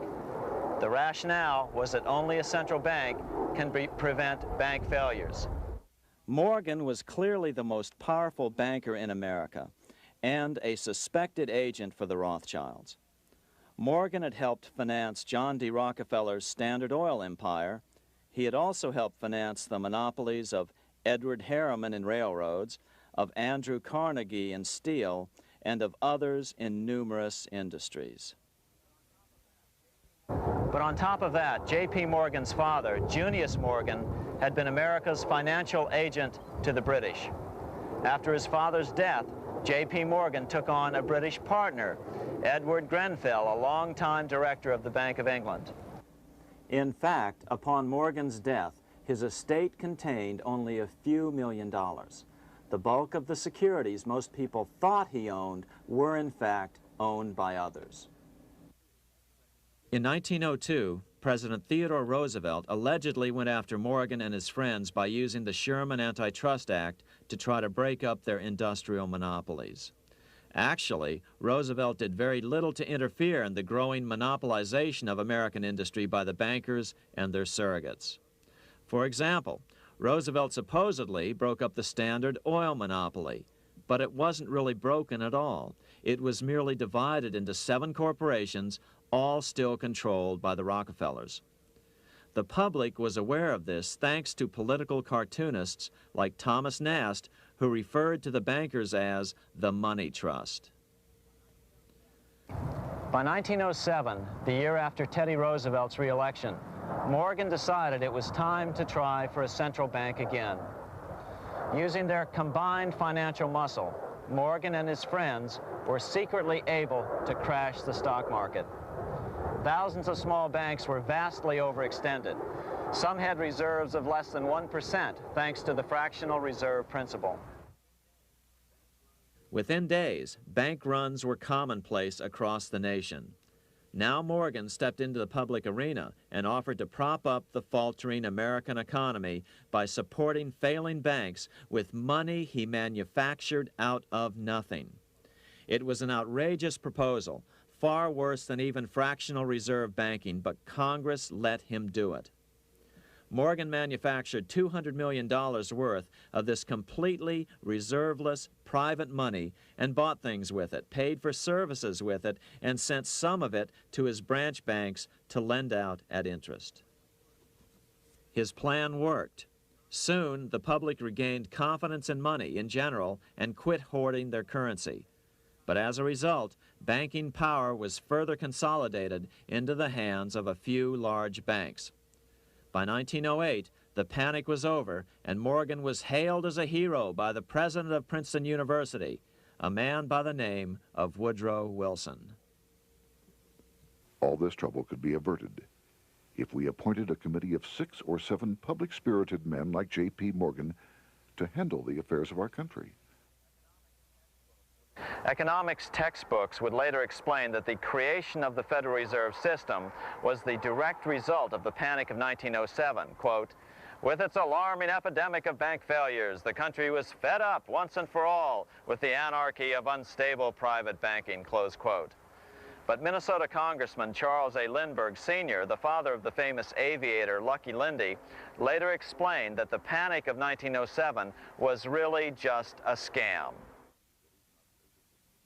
Those not favorable to the money trust could be squeezed out of business, and the people frightened into demanding changes in the banking and currency laws which the money trust would frame.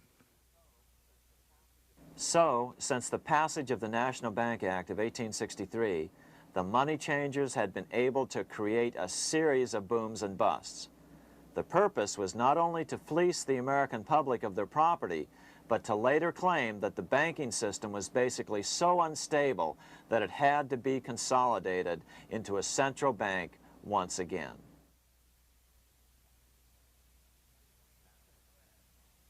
After the crash, Teddy Roosevelt, in response to the panic of 1907, signed into law a bill creating something called the National Monetary Commission.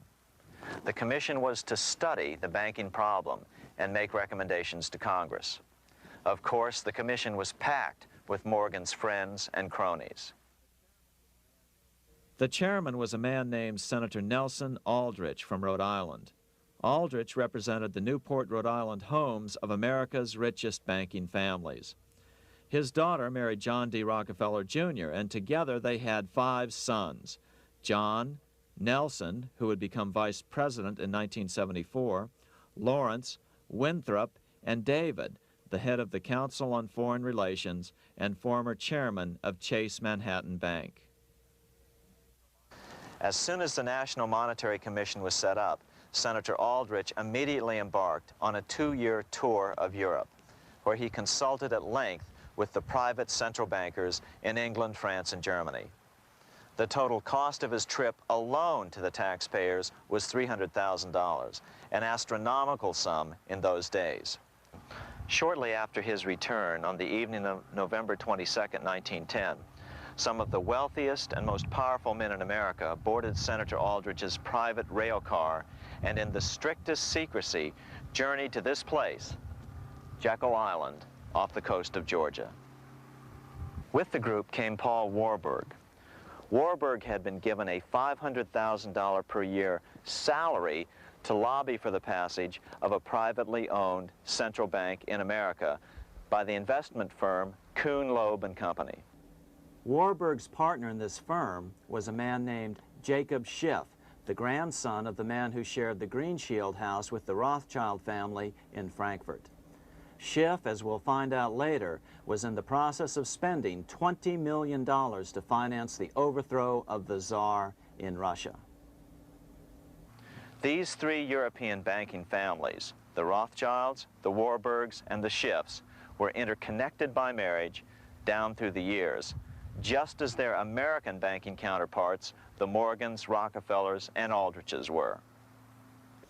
Secrecy was so tight that all 7 primary participants were cautioned to use only first names to prevent servants from learning their identities. Years later, one participant, Frank Vanderlip, president of National City Bank of New York and a representative of the Rockefeller family, confirmed the Jekyll Island trip in a February 9, 1935 edition of the Saturday Evening Post.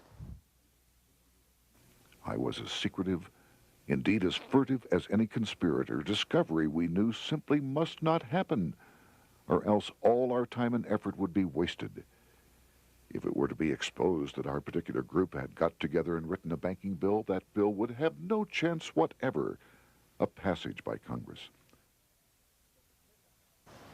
The participants came here to figure out how to solve their major problem, how to bring back a privately owned central bank. But there were other problems that needed to be addressed as well. First of all, the market share of the big national banks was shrinking fast. In the first 10 years of the century, the number of U.S. banks had more than doubled to over 20,000. By 1913, only 29% of all banks were national banks, and they held only 57% of all deposits. As Senator Aldrich later admitted in a magazine article. Before passage of this act, the New York bankers could only dominate the reserves of New York. Now, we are able to dominate the bank reserves of the entire country.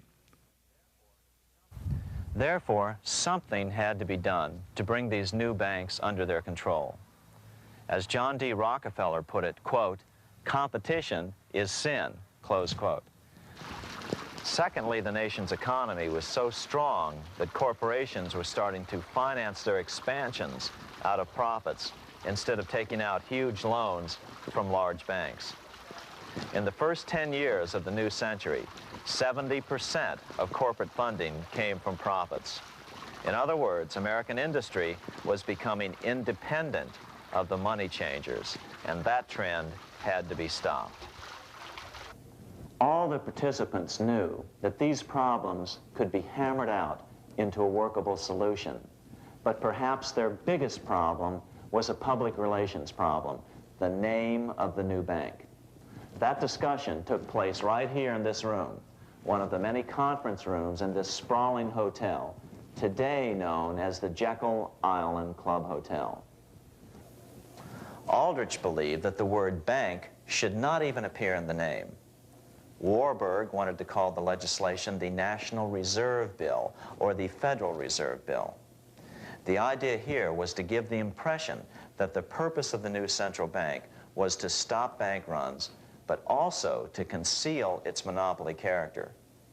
However, it was Aldrich, the egotistical politician, who insisted it be called the Aldrich Bill. After 9 days at Jekyll Island, the group dispersed. The new central bank would be very similar to the old Bank of the United States. It would be given a monopoly over U.S. currency and create that money out of nothing. How does the Fed create money out of nothing? It's a four-step process. But first, a word on bonds. Bonds are simply promises to pay, or government IOUs. People buy bonds to get a secure rate of interest. At the end of the term of the bond, the government repays the bond plus interest, and the bond is destroyed. There are about $3.6 trillion worth of these loans or bonds at present. Now here's the Fed money-making process. Step 1. The Federal Open Market Committee approves the purchase of U.S. bonds on the open market. Step 2. The bonds are purchased by the Fed from whoever is offering them for sale on the open market. Step 3, the Fed pays for the bonds with electronic credits to the seller's bank, which in turn credits the seller's bank account. The trick is that these credits are based on nothing. The Fed just creates them. Step 4, the banks use these deposits as reserves. They can loan out over 10 times the amount of their reserves to new borrowers, all at interest. In this way, a Fed purchase of, say, $1 million worth of bonds gets turned into over $10 million in bank accounts. The Fed, in effect, creates 10% of this totally new money, and the banks create the other 90%. To reduce the amount of money in the economy, the process is just reversed. The Fed sells bonds to the public, and the money flows out of the purchaser's local bank. Loans must be reduced by 10 times the amount of the sale. So, a Fed sale of $1 million in bonds results in $10 million less money in the economy. So how does this benefit the bankers whose representatives huddled at Jekyll Island? First, it totally misdirected banking reform efforts from proper solutions. Second, it prevented a proper debt-free system of government finance, like Lincoln's greenbacks, from making a comeback. The bond-based system of government finance forced on Lincoln after he created greenbacks was now cast in stone. Third, it delegated to the bankers the right to create 90% of our money supply based on only fractional reserves, which they then loan out at interest. Fourth, it centralized overall control of our nation's money supply in the hands of a few men. Fifth, it established a central bank with a high degree of independence from effective political control. Soon after its creation, the Fed's great contraction in the early 1930s would cause the Great Depression. This independence has been enhanced since then through additional laws. In order to fool the public into thinking the government retained control, the plan called for the Fed to be run by a board of governors appointed by the President and approved by the Senate. But all the bankers had to do was to be sure their men got appointed to the board of governors. That wasn't hard. Bankers have money, and money buys influence over politicians. Once the participants left Jekyll Island, the public relations blitz was on. The big New York banks put together an educational fund of $5 million to finance professors at respected universities to endorse the new bank. Woodrow Wilson at Princeton was one of the first to jump on the bandwagon. But the bankers' subterfuge didn't work. The Aldrich Bill was quickly identified as the bankers' bill, a bill to benefit only what became known as the money trust. As Congressman Lindbergh put it during the congressional debate, the Aldrich Plan is the Wall Street plan. It means another panic, if necessary, to intimidate the people. Aldrich, paid by the government to represent the people, proposes a plan for the trusts instead. seeing they didn't have the votes to win in Congress, the Republican leadership never brought the Aldrich bill to a vote. The bankers quietly decided to move to track 2, the Democratic alternative. They began financing Woodrow Wilson as the Democratic nominee. As respected historian James Perloff put it, Wall Street financier Bernard Baruch was put in charge of Wilson's education. Baruch brought Wilson to the Democratic Party headquarters in New York in 1912, leading him like one would a poodle on a string. Wilson received an indoctrination course from the leaders convened there. So now the stage was set. The money changers were poised to install their privately owned central bank once again. The damage President Andrew Jackson had done 76 years earlier had been only partly repaired with the passage of the National Bank Act during the Civil War. Since then, the battle had raged on across the decades. The Jacksonians became the Greenbackers, who became the hardcore supporters of William Jennings Bryan. With Bryan leading the charge, these opponents of the money changers, ignorant of Baruch's tutelage, now threw themselves behind Democrat Woodrow Wilson. They and Bryan would soon be betrayed.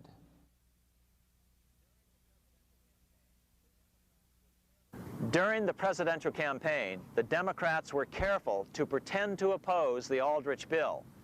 As Representative Lewis McFadden, himself a Democrat, as well as chairman of the House Banking and Currency Committee, explained it 20 years after the fact.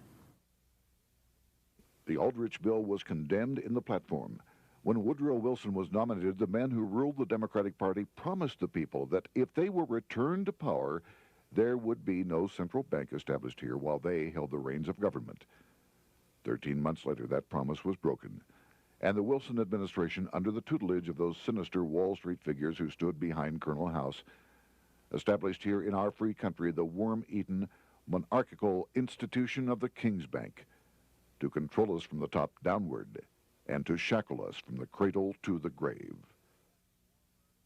Once Wilson was elected, Morgan, Warburg, Baruch, and company advanced a new plan, which Warburg named the Federal Reserve System. The Democratic leadership hailed the new bill, called the Glass-Owen Bill, as something radically different from the Aldrich bill. But in fact, the bill was virtually identical in every important detail. In fact, so vehement were the Democratic denials of similarity that Paul Warburg, the father of both bills, had to step in to reassure his paid friends in Congress that the two bills were virtually identical. Brushing aside the external differences affecting the shells, we find the kernels of the two systems very closely resembling and related to one another. But that admission was for private consumption only.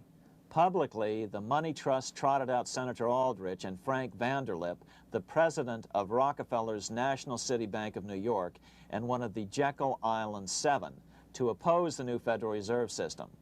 Years later, however, Vanderlip admitted in the Saturday Evening Post that the two measures were virtually identical.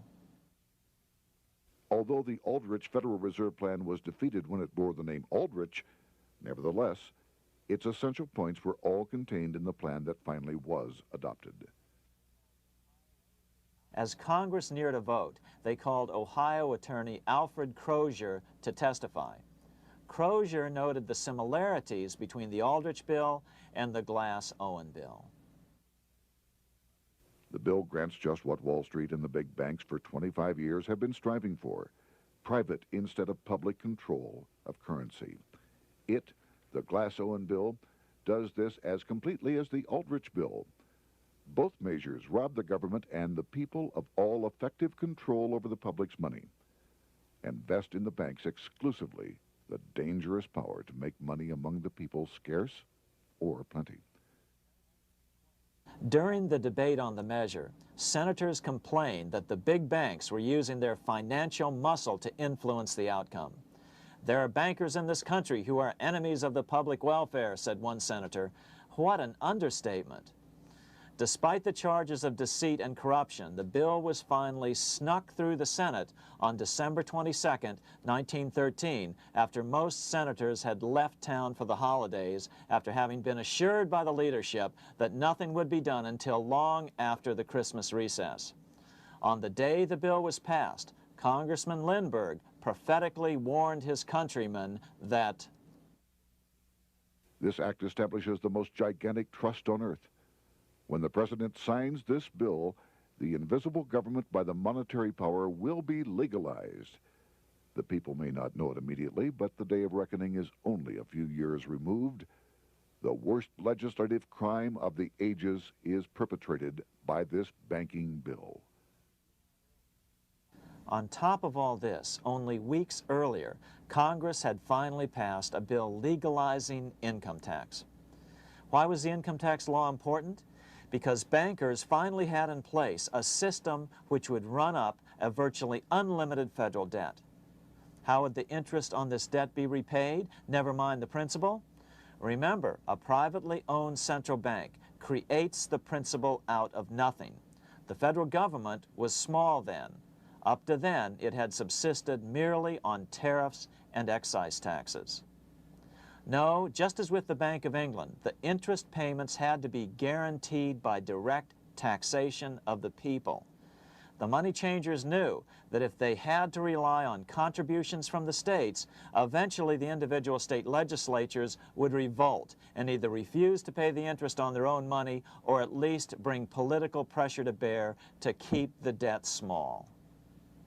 It is interesting to note that in 1895, the Supreme Court had found a similar income tax law to be unconstitutional. The Supreme Court even found a corporate income tax law unconstitutional in 1909. As a result, Senator Aldrich hustled a bill for a constitutional amendment allowing income tax through the Congress. The proposed 16th Amendment to the Constitution was then sent to the state legislatures for approval. But some critics claim that the 16th Amendment was never ratified by the necessary 3/4 of the states. In other words, the 16th Amendment may not be legal. But the money changers were in no mood to debate the fine points.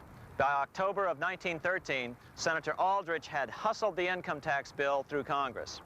Without the power to tax the people directly and bypass the states, the Federal Reserve Bill would be far less useful to those who wanted to drive America deeply into their debt.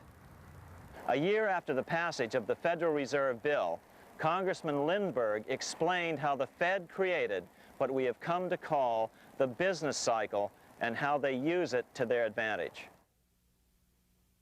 To cause high prices, all the Federal Reserve Board will do will be to lower the rediscount rate, producing an expansion of credit and a rising stock market. Then, when businessmen are adjusted to these conditions, it can check prosperity in mid-career by arbitrarily raising the rate of interest.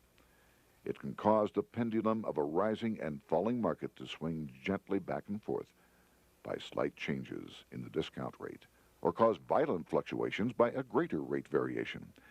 And in either case, it will possess inside information as to financial conditions and advanced knowledge of the coming change, either up or down.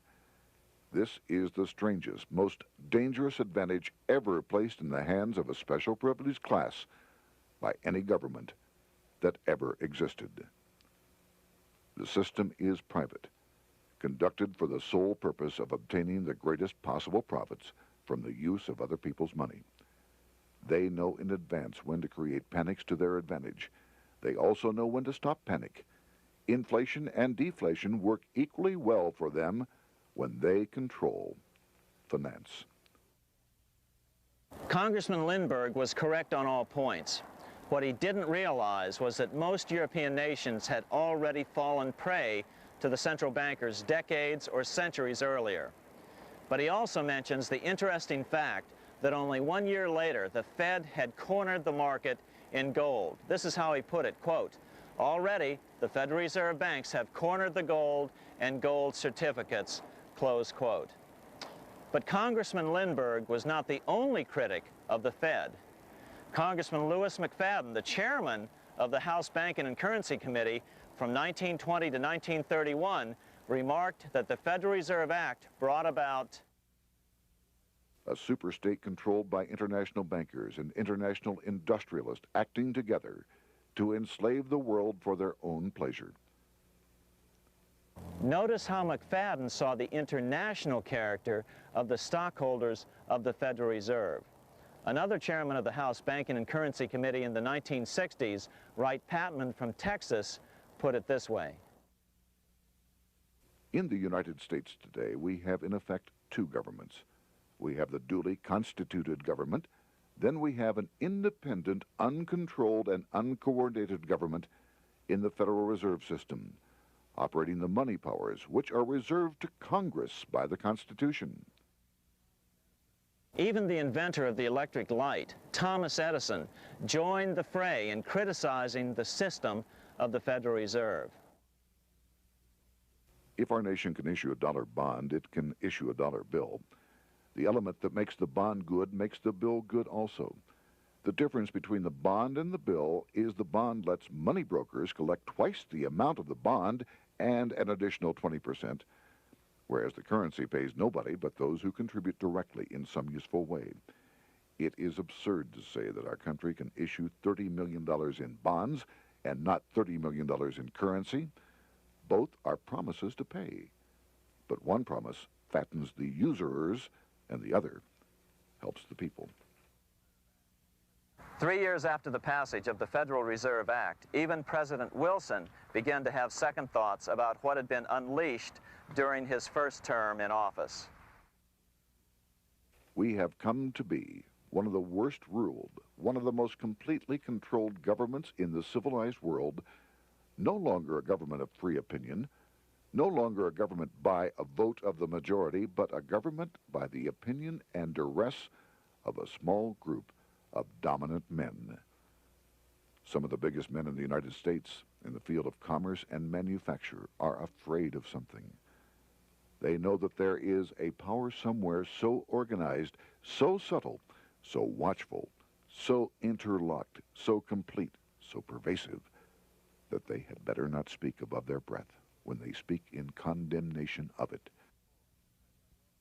Before his death in 1924, President Wilson realized the full extent of the damage he had done to America when he confessed, "I have unwittingly ruined my government." So finally, the money changers, those who profit by manipulating the amount of money in circulation, had their privately owned central bank installed again in America. The major newspapers, which they also owned, hailed passage of the Federal Reserve Act of 1913, telling the public that now depressions could be scientifically prevented. The fact of the matter was that now depressions could be scientifically created.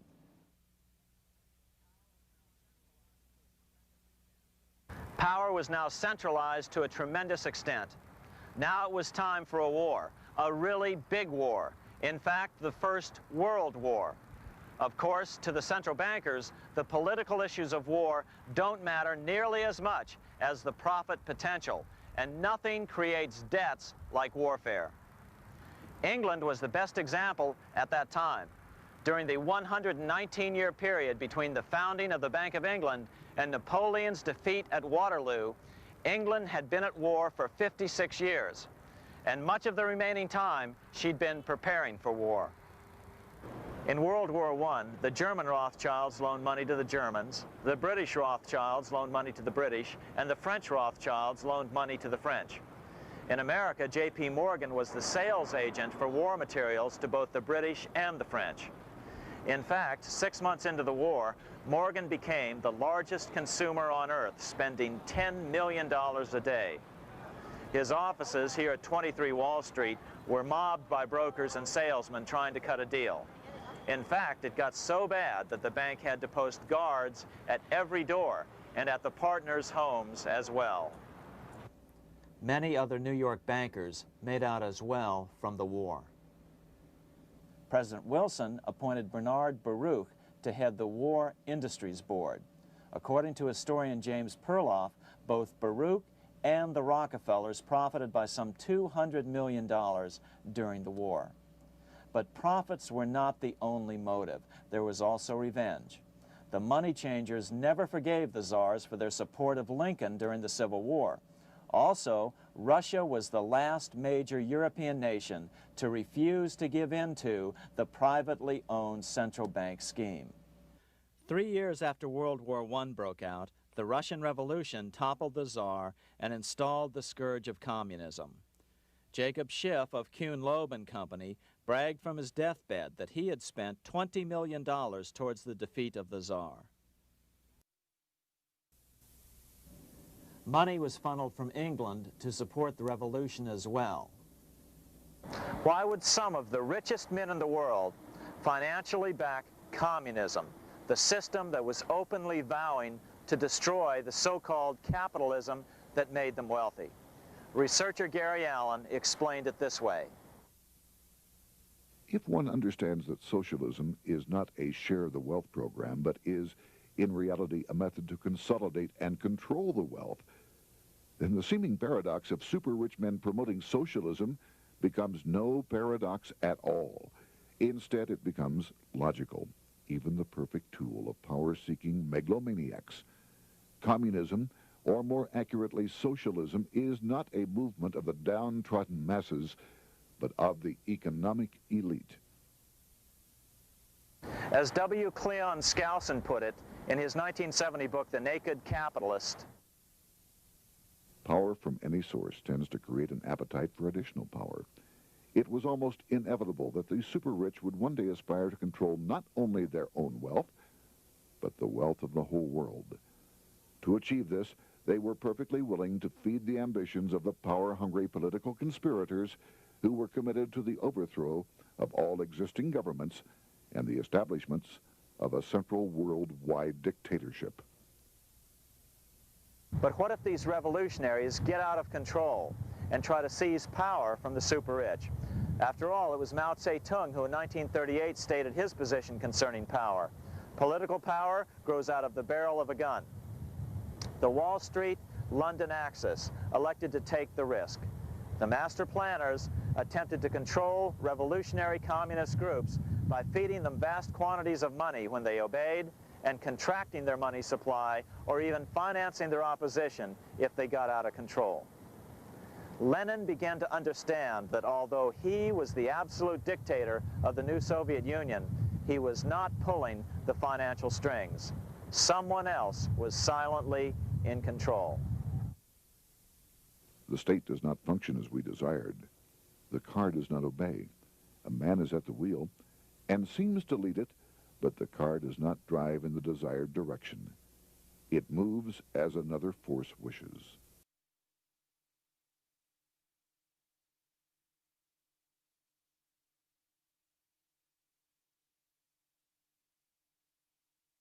Who is behind it? Representative Louis T. McFadden, the chairman of the House Banking and Currency Committee throughout the 1920s and into the Great Depression years of the 1930s, explained it this way. The course of Russian history has indeed been greatly affected by the operations of international bankers. The Soviet government has been given United States Treasury funds by the Federal Reserve Board, acting through the Chase Bank. England has drawn money from us through the Federal Reserve banks and has relent it at high rates of interest to the Soviet government. The Dnipro Dam was built with funds unlawfully taken from the United States Treasury by the corrupt and dishonest Federal Reserve Board and the Federal Reserve banks. In other words, the Fed and the Bank of England, at the behest of the international bankers who controlled them, were creating a monster, one which would fuel 7 decades of unprecedented communist revolution, warfare, and most importantly, debt. In case you think there's some chance that the money changers got communism going and then lost control, in 1992, the Washington Times reported that Russian President Boris Yeltsin was upset that most of the incoming foreign aid was being siphoned off, quote, straight back into the coffers of Western banks in debt service, close quote. No one in his right mind would claim that a war as large as World War I had a single cause. Wars are complex things with many causative factors. But on the other hand, it would also be equally foolish to ignore as a prime cause of World War I those who would profit the most from the war. The role of the money changers is no wild conspiracy theory. They had a motive, a short-ranged, self-serving motive, as well as a long-range political motive of advancing totalitarian governments, with the money changers maintaining the financial clout to control whatever politician might emerge as the leader. Next, we'll see what the money changers' ultimate political goal is for the world.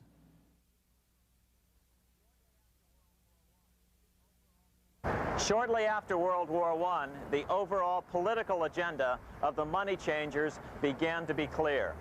Now that they controlled national economies individually, the next step was the ultimate form of consolidation, world government. The new world government proposal was given top priority at the Paris Peace Conference after World War I. It was called the League of Nations, but much to the surprise of Paul Warburg and Bernard Baruch, who attended the peace conference with President Wilson, the world was not yet ready to dissolve national boundaries. Nationalism still beats strong in the human breast. For example, Lord Curzon, the British Foreign Secretary, called the League of Nations a good joke, even though it was the stated policy of the British government to support it.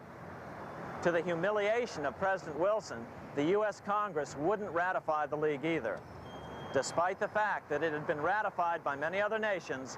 Without money flowing from the U.S. Treasury, the League died.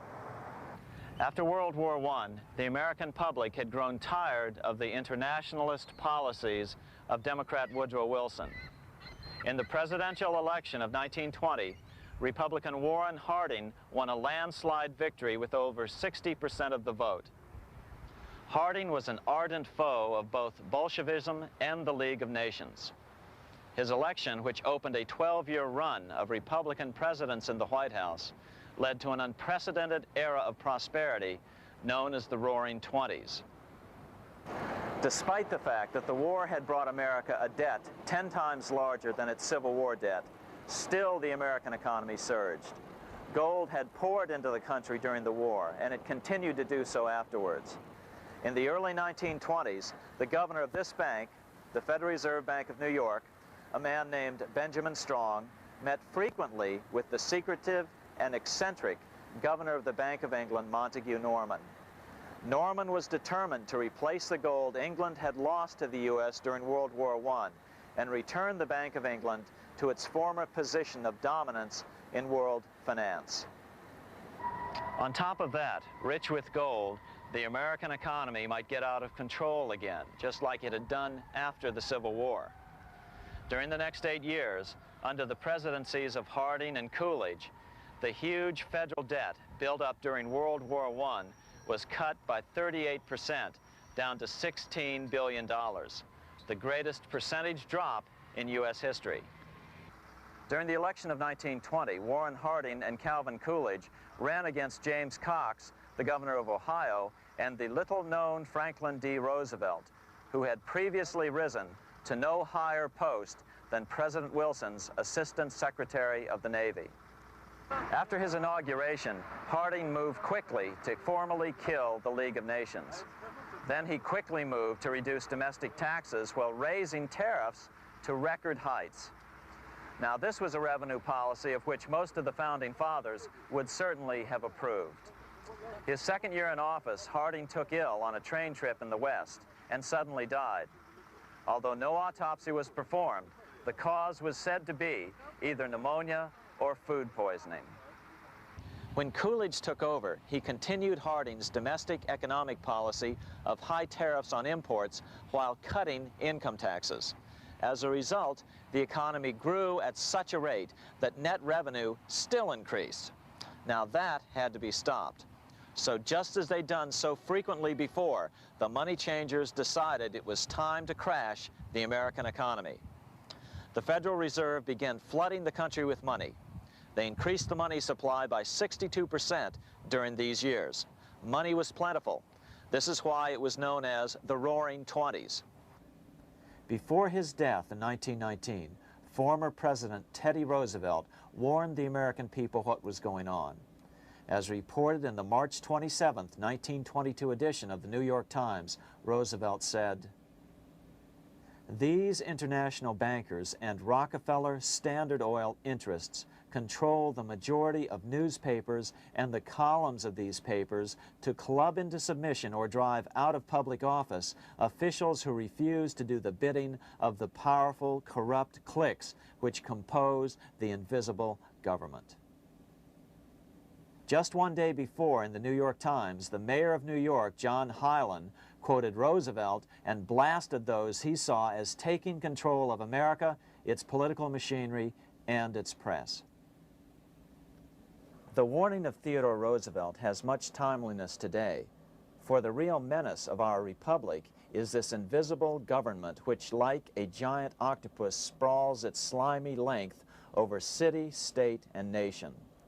It seizes in its long and powerful tentacles our executive officers, our legislative bodies, our schools, our courts, our newspapers, and every agency created for the public protection.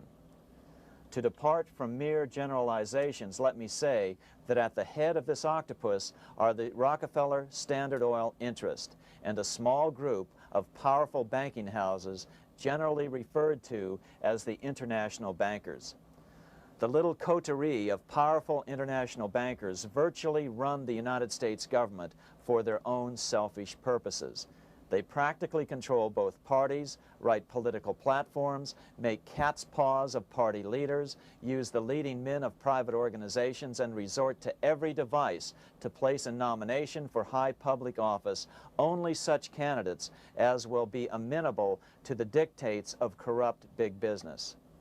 These international bankers and Rockefeller Standard Oil interests control the majority of newspapers and magazines in this country.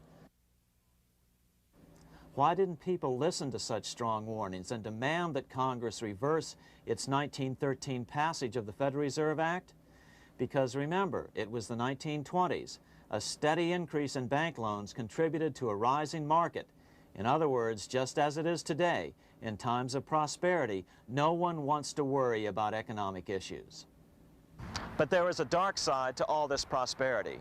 Businesses expanded and became strung out on credit. Speculation in the booming stock market became rampant.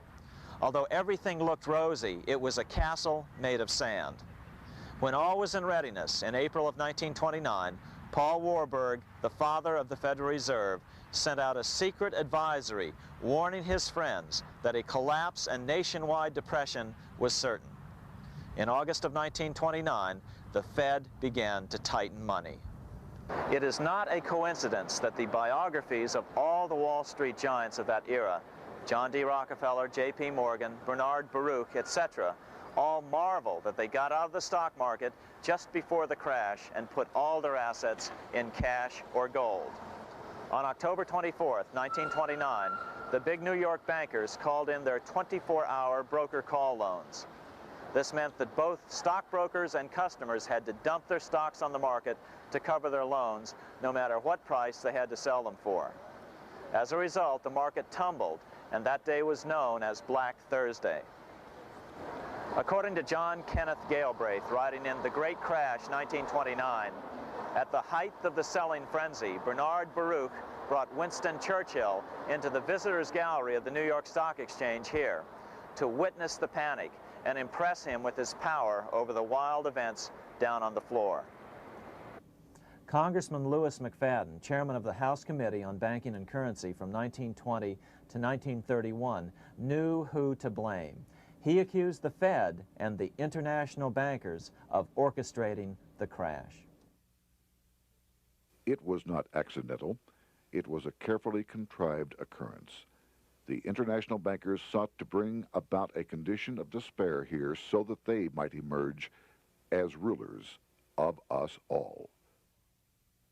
But McFadden went even farther. He openly accused them of causing the crash in order to steal America's gold. In February 1931, in the midst of the Depression, he put it this way. I think it can hardly be disputed that the statesmen and financiers of Europe are ready to take almost any means to reacquire rapidly the gold stock which Europe lost to America as the result of World War I.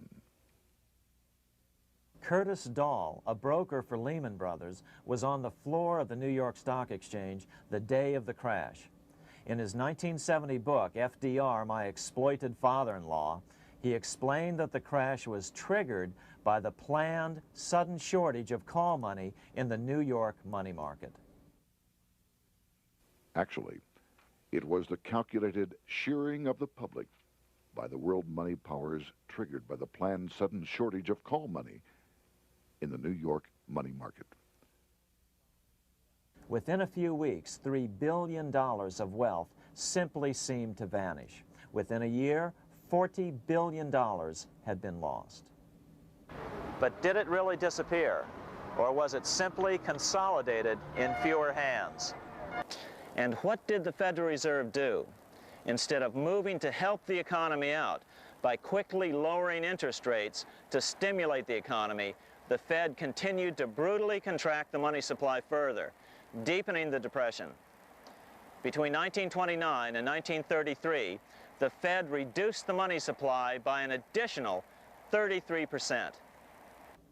Although most Americans have never heard that the Fed was the cause of the Depression, this is well known among top economists. Milton Friedman, the Nobel Prize-winning economist, now of Stanford University, said the same thing in a National Public Radio interview in January of 1996. The Federal Reserve definitely caused the Great Depression by contracting the amount of currency in circulation by 1/3 from 1929 to 1933. But the money lost by most Americans during the Depression didn't just vanish. It was just redistributed into the hands of those who had gotten out just before the crash and had purchased gold, which is always a safe place to put your money just before a depression.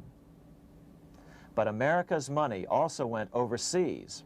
Incredibly, as President Hoover was heroically trying to rescue banks and prop up businesses, with millions of Americans starving as the Great Depression deepened, millions of dollars were being spent rebuilding Germany from damage sustained during World War I. 8 years before Hitler would invade Poland, Representative Louis McFadden, chairman of the House Banking and Currency Committee, warned Congress that Americans were paying for Hitler's rise to power. After World War I, Germany fell into the hands of the German international bankers. Those bankers bought her, and they now own her lock, stock, and barrel. They have purchased her industries, they have mortgages on her soil, they control her production, they control all her public utilities.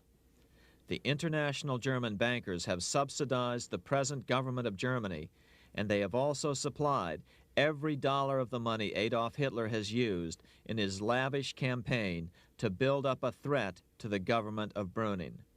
When Brüning fails to obey the orders of the German international bankers, Hitler is brought forth to scare the Germans into submission. Through the Federal Reserve Board, over $30 billion of American money has been pumped into Germany. You have all heard of the spending that's taken place in Germany. Modernistic dwellings, her great planetariums, her gymnasiums, her swimming pools, her fine public highways, her perfect factories. All this was done on our money. All this was given to Germany through the Federal Reserve Board. The Federal Reserve Board has pumped so many billions of dollars into Germany that they dare not name the total. Franklin D. Roosevelt was swept into office during the 1932 presidential election. Once Roosevelt was in office, however, sweeping emergency banking measures were immediately announced, which did nothing but increase the Fed's power over the money supply. Then, and only then, did the Fed finally begin to loosen the purse strings and feed new money out to the starving American people. At first, Roosevelt railed against the money changers as being the cause of the Depression. Believe it or not, this is what he said on March 4th, 1933, in his inaugural address. Practices of the unscrupulous money changers stand indicted in the court of public opinion, rejected by the hearts and minds of men. The money changers have fled from their high seats in the temple of our civilization. But 2 days later, Roosevelt declared a bank holiday and closed all banks. Later that year, Roosevelt outlawed private ownership of all gold bullion and all gold coins with the exception of rare coins. Most of the gold in the hands of the average American was in the form of gold coins. The new decree was, in effect, a confiscation. Those who didn't comply risk as much as 10 years in prison and a $10,000 fine, the equivalent of $100,000 today. Out in small-town America, some people didn't trust Roosevelt's order. Many were torn between keeping their hard-earned wealth or obeying the government. Those who did turn in their gold were paid the official price for it, $20.66 per ounce. So unpopular was the confiscation order that no one anywhere in government would take credit for authoring it. No congressman claimed it. At the signing ceremony, President Roosevelt made it clear to all present that he was not the author of it and publicly stated that he had not ever read it. Even his Secretary of the Treasury said he'd never read it either, saying it was, quote, what the experts wanted. Roosevelt convinced the public to give up their gold by saying that pooling the nation's resources was necessary to get America out of the Depression. With great fanfare, he ordered a new bullion depository built to hold the mountain of gold the U.S. government was illegally confiscating. By 1936, the U.S. bullion depository at Fort Knox was completed, and in January 1937, the gold began to flow into it. The rip-off of the ages was about to proceed. In 1935, once the gold had all been turned in, the official price of gold was suddenly raised to $35 per ounce. But the catch was, only foreigners could sell their gold at the new higher price. The money changers who had heeded Warburg's note and gotten out of the stock market just before the crash and bought gold at $20.66 per ounce, then shipped it to London, could now bring it back and sell it back to the government, nearly doubling their money while the average American starved. The Fort Knox Bullion Depository sits here in the middle of the Fort Knox Military Reservation, 30 miles southwest of Louisville, Kentucky. This was as close as we were permitted to get to the depository despite years of letters from members of Congress to allow our film crew inside. The 4-acre grounds immediately surrounding the building are guarded by an electrified steel fence, an open moat, and 4 machine-gun-armed guard pillboxes at the structure's corners. When the gold began arriving on January 13, 1937, there was unprecedented security. Thousands of official guests watched the arrival of a 9-car train from Philadelphia, guarded by armed soldiers, postal inspectors, Secret Servicemen, and guards from the U.S. Mint. It was all great theater. America's gold supply from across the land had been pooled, supposedly for the public benefit, and then safely tucked into Fort Knox. But all that security would soon be breached by the government itself. Now the stage was set for a really big war, one which would pile up debt far beyond that of World War I. For example, in 1944 alone, the U.S. national income was only $183 billion, yet $103 billion was spent on the war. This was 30 times the spending rate during World War I. In fact, the American taxpayer picked up 55% of the total Allied cost of the war. But equally important, virtually every nation involved in World War II greatly multiplied their debt. In the U.S., for example, federal debt went from $43 billion in 1940 up to $257 billion in 1950, an increase of 598%. Between 1940 and 1950, Japanese debt swelled 1,348%. French debt grew 583%, and Canadian debt soared 417%. After the war, the world was now divided into 2 economic camps: communist command economies on the one hand versus monopoly capitalists on the other, set to fight it out in one perpetual and highly profitable arms race.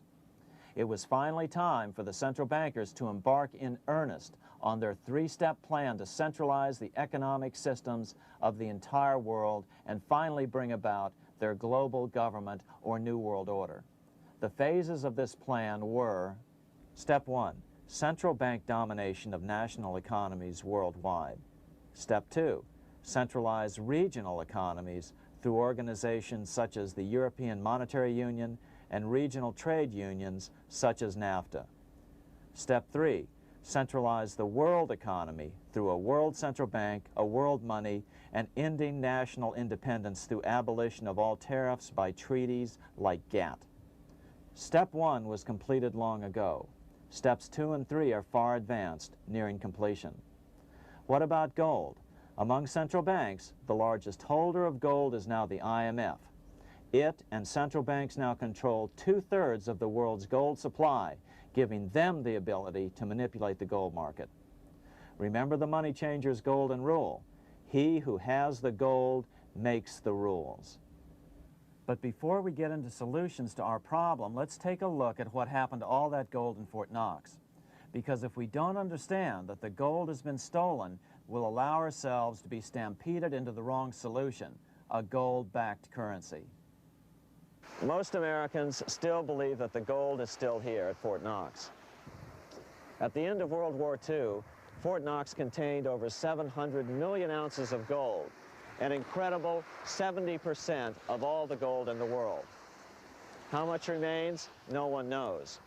Despite the fact that federal law requires an annual physical audit of Fort Knox gold, the Treasury has consistently refused to conduct one. The truth is that a reliable audit of whatever remains here has not been conducted since President Eisenhower ordered one in 1953. Where did America's gold in Fort Knox go? Over the years, it was sold off to European money changers at the $35 per ounce price.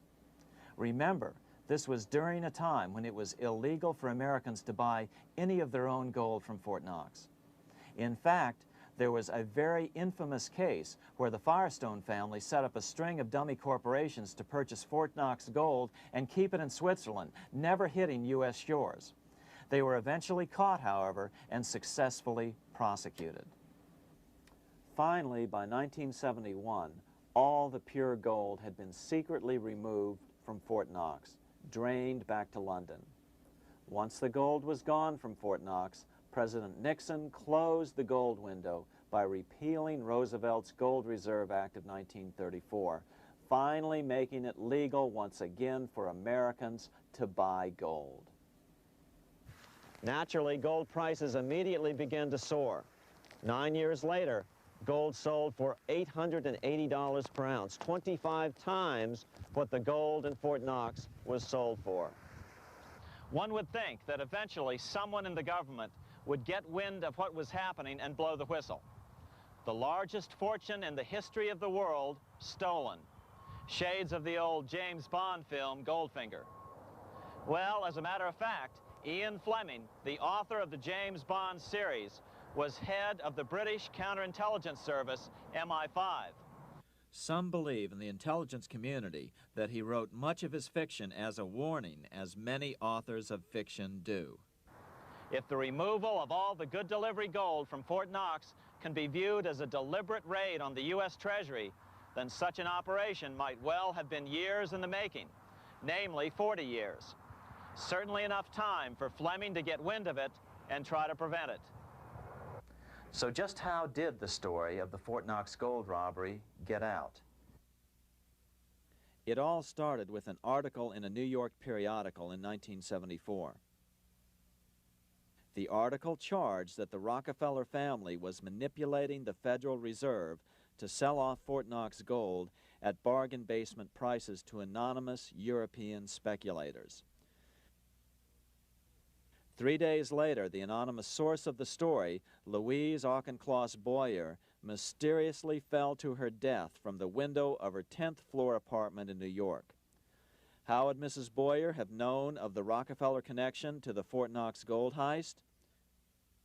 She was the longtime secretary of Nelson Rockefeller. For the next 14 years, this man, Ed Durrell, a wealthy Ohio industrialist, devoted himself to a quest for the truth concerning the Fort Knox gold. He wrote thousands of letters to over 1,000 government and banking officials, trying to find out how much gold was really left and where the rest of it had gone. Edith Roosevelt, the granddaughter of President Teddy Roosevelt, questioned the actions of the government in a March 1975 edition of the New Hampshire Sunday News. Allegations of missing gold from our Fort Knox vaults are being widely discussed in European financial circles. But what is puzzling is that the administration is not hastening to demonstrate conclusively that there is no cause for concern over our gold treasure, if indeed it is in a position to do so. Unfortunately, Ed Durrell never did accomplish his primary goal, a full audit of the gold reserves in Fort Knox. It's incredible that the world's greatest treasure has had little accounting or auditing. This gold belonged to the American people, not the Federal Reserve and their foreign owners. One thing is certain, the government could blow all of this speculation away in a few days with a well-publicized audit under the searing lights of media cameras. It has chosen not to do so. One must conclude that they are afraid of the truth such an audit would reveal. What is the government so afraid of? Here's the answer. When President Ronald Reagan took office in 1981, his conservative friends urged him to study the feasibility of returning to a gold standard as the only way to curb government spending. It sounded like a reasonable alternative, so President Reagan appointed a group of men called the Gold Commission to study the situation and report back to Congress. What Reagan's Gold Commission reported back to Congress in 1982 was the following shocking revelation concerning gold. The U.S. Treasury owned no gold at all. All the gold that was left in Fort Knox was now owned by the Federal Reserve, a group of private bankers, as collateral against the national debt. The truth of the matter is that never before has so much money been stolen from the hands of the general public and put into the hands of a small group of private investors, the money changers.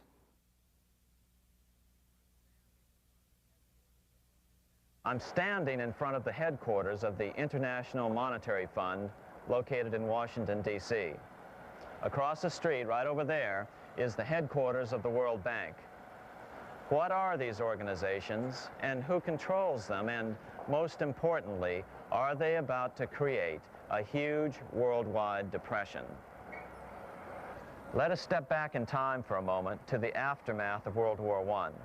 People were tired of war, so under the guise of peacemaking, the international bankers devised a plan to consolidate power even further. Claiming only an international government would stem the tide of world wars, the money changers pushed forward a proposal for world government which stood on three legs.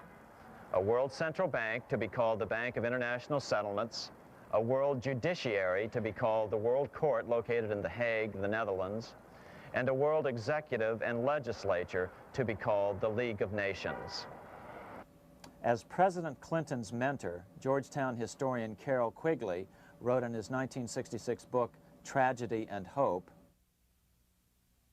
the powers of financial capitalism had a far-reaching plan, nothing less than to create a world system of financial control in private hands, able to dominate the political system of each country and the economy of the world as a whole. This system was to be controlled in a feudalistic fashion by the central banks of the world, acting in concert by secret agreements arrived at in frequent meetings and conferences. The apex of the system was to be the Bank for International Settlements in Bâle, Switzerland, a private bank owned and controlled by the world central banks, which were themselves private corporations. Each central bank sought to dominate its government by its ability to control treasury loans, to manipulate foreign exchanges, to influence the level of economic activity in the country, and to influence cooperative politicians by subsequent economic rewards in the business world. Despite intense pressure from the international bankers and the press, a handful of U.S. senators, led by Senator Henry Cabot Lodge, kept the U.S. out of these schemes. Without U.S. participation, the League was doomed. Incredibly, even though the U.S. rejected the World Central Bank, the BIS, the New York Federal Reserve ignored its government and arrogantly sent representatives to Switzerland to participate in the central bankers' meeting right up until 1994, when the U.S. was finally officially dragged into it. Their world government schemes thwarted, the bankers resorted to the old formula: another war to wear down the resistance to world government while reaping handsome profits. To this end, Wall Street helped resurrect Germany through the Thyssen banks, which were affiliated with the Harriman interest in New York, just as the Chase Bank had assisted in the financing of the Bolshevik Revolution in Russia during World War I. Chase Bank was controlled by the Rockefeller family. Subsequently, it was merged with Warburg's Manhattan Bank to form the Chase Manhattan Bank. Now this has merged with Chemical Bank of New York, making it the largest Wall Street bank. Their strategy worked. Even before World War II was over, world government was back on track. In 1944, at Bretton Woods, New Hampshire, the International Monetary Fund and the World Bank were approved with full U.S. participation. The Second League of Nations, renamed the United Nations, was approved in 1945. Soon, a new international court system was functioning as well. All effective opposition to these international bodies before the war had evaporated in the heat of war, just as planned. These new organizations simply repeated on a world scale what the National Banking Act of 1864 and the Federal Reserve Act of 1913 had established in the U.S. They created a banking cartel composed of the world's central banks, which gradually assumed the power to dictate credit policies to the banks of all the nations. For example, just as the Federal Reserve Act authorized the creation of a new national fiat currency called Federal Reserve Notes, the IMF has been given the authority to issue a world fiat money called Special Drawing Rights, or SDRs. To date, the IMF has created in excess of $30 billion worth of SDRs. Member nations are being pressured to make their currencies fully exchangeable for SDRs. In 1968, Congress approved laws authorizing the Fed to accept SDRs as reserves in the U.S. and to issue Federal Reserve notes in exchange for SDRs. What does that mean? It means that in the U.S., SDRs are already a part of our lawful money. And what about gold? SDRs are already partially backed by gold. And with 2/3 of world gold now in the hands of central banks, the money changers can go about structuring the world's economic future in whichever way they deem most profitable. Keep in mind, just as the Fed is controlled by its Board of Governors, the IMF is controlled by its Board of Governors, which are either the heads of the different central banks or the heads of the various national treasury departments dominated by their central banks. Voting power in the IMF gives the U.S. and the UK, that is to say the Fed and the Bank of England, effective control. Just as the Fed controls the amount of money in the U.S., the BIS, IMF, and World Bank control the money supply for the world. So we see the repetition of the old goldsmith's fraud replicated on the national scale with central banks like the Fed and on the international scale by the three arms of the world central bank. Is this organization of the BIS, the IMF, and the World Bank, which we refer to collectively as the World Central Bank, presently expanding and contracting world credit? Yes. Regulations put into effect in 1988 by the BIS required the world's bankers to raise their capital and reserves to 8% of liabilities by 1992. Increased capital requirements put an upper limit to the fractional reserve lending, similar to the way cash reserve requirements do. What is this seemingly insignificant regulation made in a Swiss city 8 years ago meant to the world? It means our banks cannot loan more and more money to buy more and more time before the next depression, as a maximum loan ratio is now set. It means those nations with the lowest bank reserves in their systems have already felt the terrible effects of this credit contraction as their banks scrambled to raise money to increase their reserves to 8%. To raise the money, they had to sell stocks, which depressed their stock markets and began the depression first in their countries.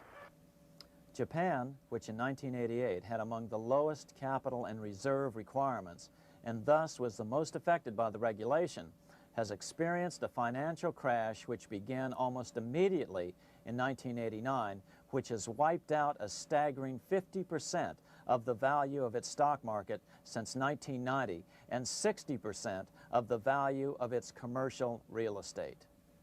The Bank of Japan has lowered its interest rates to 0.5%, practically giving away money to resurrect the economy, but still the depression worsens. Due to the $20 billion U.S. bailout of Mexico, the financial collapse in that nation is already known here.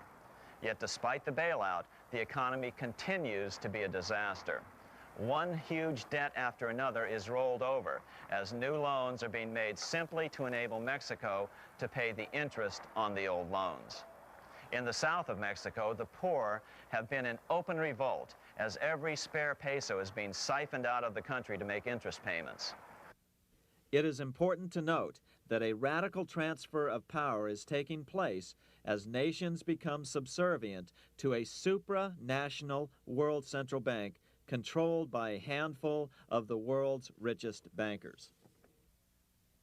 As the IMF creates more and more SDRs by the stroke of a pen on IMF ledgers, more and more nations borrow them to pay interest on their mounting debts and gradually fall under the control of the faceless bureaucrats of the World Central Bank. As the worldwide depression worsens and spreads, this will give the World Central Bank the power of economic life and death over these nations. It will decide which nations will be permitted to receive further loans and which nations will starve.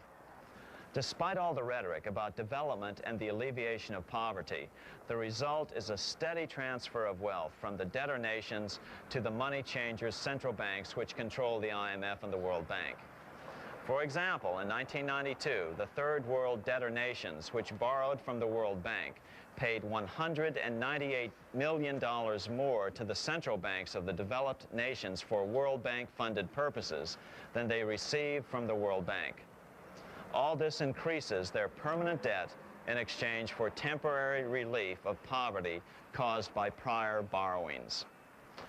Already, these repayments exceed the amount of the new loans. By 1992, Africa's external debt had reached $290 billion, 2.5 times greater than in 1980, resulting in skyrocketing infant mortality rates and unemployment, deterioration of schools, housing, and the general health of the people. The entire world faces the immeasurable suffering already destroying the Third World and now Japan, all for the benefit of the money changers. As one prominent Brazilian politician put it, "The Third World War has already started.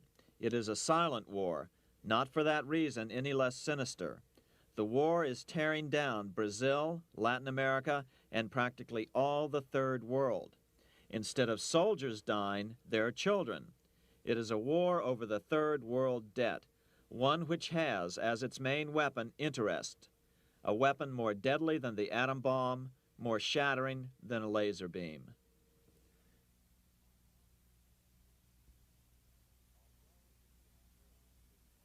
Although it would be absurd to ignore the pivotal role played by influential families such as the Rothschilds, the Warburgs, the Schiffs, the Morgans, and the Rockefellers in any review of the history of central banking and fractional banking, keep in mind, by now, central banks and the large commercial banks are up to 3 centuries old and deeply entrenched in the economic life of many nations. These banks are no longer dependent on clever individuals such as a Nathan Rothschild.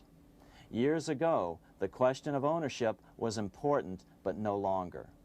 For example, both the Bank of England and the Bank of France were nationalized after World War II, and nothing changed, nothing at all. They endure and continue to grow, now protected by numerous laws, paid politicians, and mortgaged media, untouched by the changing of generations. 3 centuries have given them an aura of respectability. The old school tie is now worn by the 6th generation son, who's been raised in a system that he may never question as he is named to serve on the governing boards of countless philanthropic organizations. To focus attention today on individuals or families, or to attempt to sort out the current holders of power, serves little useful purpose and would be a distraction from the cure. The problem is far bigger than that. It is the corrupt banking system that was and is being used to consolidate vast wealth into fewer and fewer hands that is our current economic problem. Change the names of the main players now, and the problem will neither go away nor even miss a beat. Likewise, among the hordes of bureaucrats working in the World Bank, central banks, and international banks, only a tiny fraction have any idea of what's really going on. No doubt they'd be horrified to learn that their work is contributing to the terrible impoverishment and gradual enslavement of mankind to a few incredibly rich plutocrats. So really, there's no use in emphasizing the role of individuals anymore. And the problem even transcends the normal spectrum of political right and left. Both communism and socialism, as well as monopoly capitalism, have been used by the money changers. Today, they profit from either side of the new political spectrum. The big government, welfare state on the so-called left wing versus the neoconservative, laissez-faire capitalists who want big government totally out of their lives on the right wing. Either way, the bankers win. Monetary reform is the most important political issue facing this nation. That clarified, let's proceed to the conclusions in the spirit Lincoln declared, with malice towards none, with charity towards all. At the start of this video, we ask a number of troubling questions. Let's be sure we've answered them. What's going on in America today? Why are we over our heads in debt? Why can't the politicians bring debt under control? Why are we over our heads in debt? Because we're laboring under a debt money system that is designed and controlled by private bankers. Now, some will argue that the Federal Reserve System is a quasi-governmental agency. But the President appoints only 2 of the 7 members of the Federal Reserve Board of Governors every 4 years. And he appoints them to 14-year terms, far longer than his own. The Senate does confirm those appointments, but the whole truth is that the President wouldn't dare appoint anyone to that board of whom Wall Street does not approve. Of course, this does not preclude the possibility that some honorable men may be appointed to the Board of Governors. But the fact is that the Fed is specifically designed to operate independently of our government, as are nearly all other central banks. Some argue that the Fed promotes monetary stability. We saw the current head of the Bank of England, Eddie George, claim that this was the most important role of a central bank. In fact, the Fed's record of stabilizing the economy shows it to be a miserable failure in this regard. Within the first 25 years of its existence, the Fed caused 3 major economic downturns, including the Great Depression, and for the last 30 years has shepherded the American economy into a period of unprecedented inflation. Again, this is not some wild conspiracy theory. It's a well-known fact among top economists. As Nobel Prize-winning economist Milton Friedman put it, the stock of money, prices, and output was decidedly more unstable after the establishment of the Federal Reserve System than before. The most dramatic period of instability in output was, of course, the period between the 2 wars, which includes the severe monetary contractions of 1920-21, 1929-33, and 1937-38. No other 20-year period in American history contains as many as 3 such severe contractions. This evidence persuades me that at least a third of the price rise during and just after World War I is attributable to the establishment of the Federal Reserve System, and that the severity of each of the major contractions, 1920-21, 1929-33, and 1937-38, is directly attributable to acts of commission and omission by the reserve authorities. Any system which gives so much power and so much discretion to a few men so that mistakes, excusable or not, can have such far-reaching effects is a bad system. It is a bad system to believers in freedom just because it gives a few men such power without any effective check by the body politic. This is the key political argument against an independent central bank. To paraphrase Clemenceau, money is much too serious a matter to be left to the central bankers. We must learn from our history before it is too late. Why can't politicians control the federal debt? Because all our money is created out of debt. Again, it's a debt money system. Our money is created initially by the purchase of U.S. bonds. The public buys bonds like savings bonds, the banks buy bonds, foreigners buy bonds, and when the Fed wants to create more money in the system, it buys bonds, but pays for them with a simple bookkeeping entry which it creates out of nothing.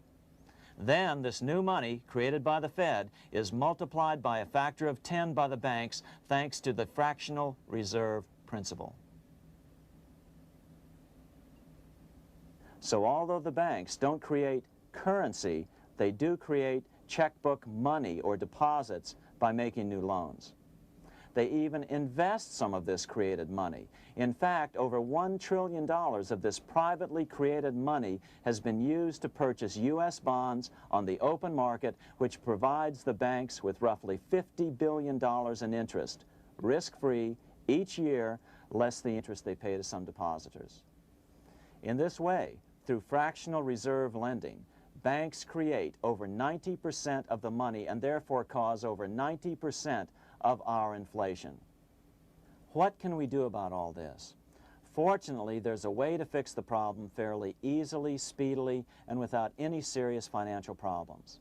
We can get our country totally out of debt in 1 to 2 years by simply paying off these U.S. bonds with debt-free U.S. notes, just like Lincoln issued. Of course, that by itself would create tremendous inflation, since our currency is presently multiplied by the fractional reserve banking system. But here's the ingenious solution, advanced in part by Milton Friedman, to keep the money supply stable and avoid inflation and deflation while the debt is retired.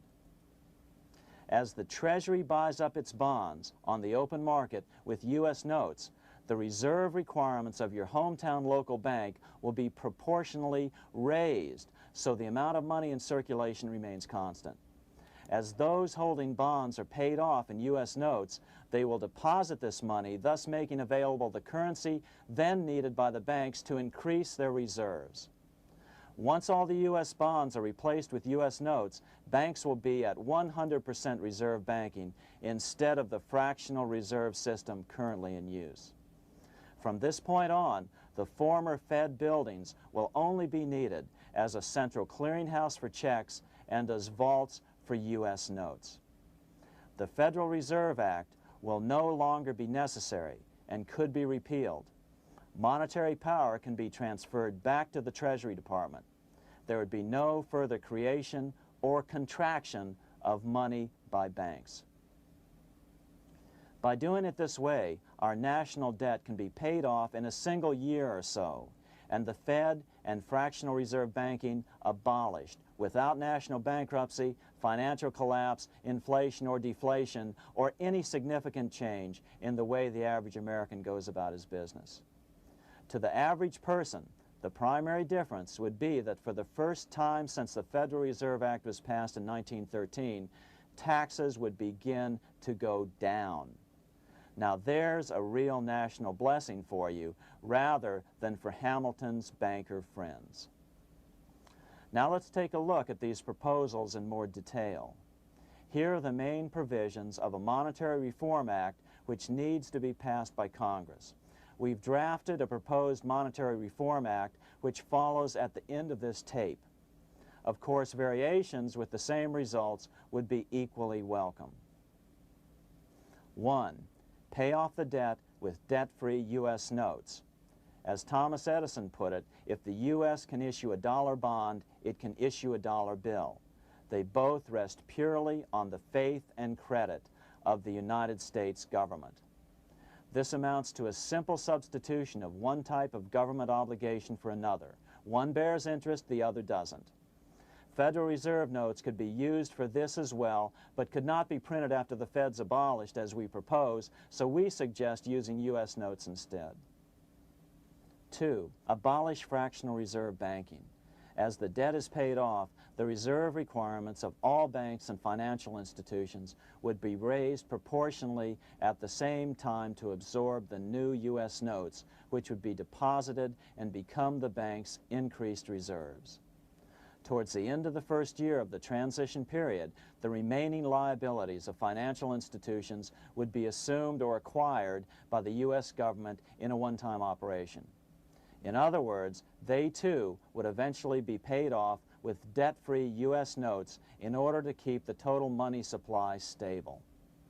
At the end of the first year or so, all of the national debt would be paid, and we could start enjoying the benefits of full reserve banking. The Fed would be obsolete, an anachronism. 3. Repeal the Federal Reserve Act of 1913 and the National Banking Act of 1864. These acts delegate the money power to a private banking monopoly.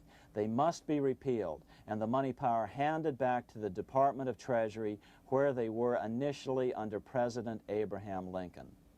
No banker or person in any way affiliated with financial institutions should be allowed to regulate banking. After the first two reforms, these acts would serve no useful purpose anyway, since they relate to a fractional reserve banking system. 4. Withdraw the U.S. from the IMF, the BIS, and the World Bank.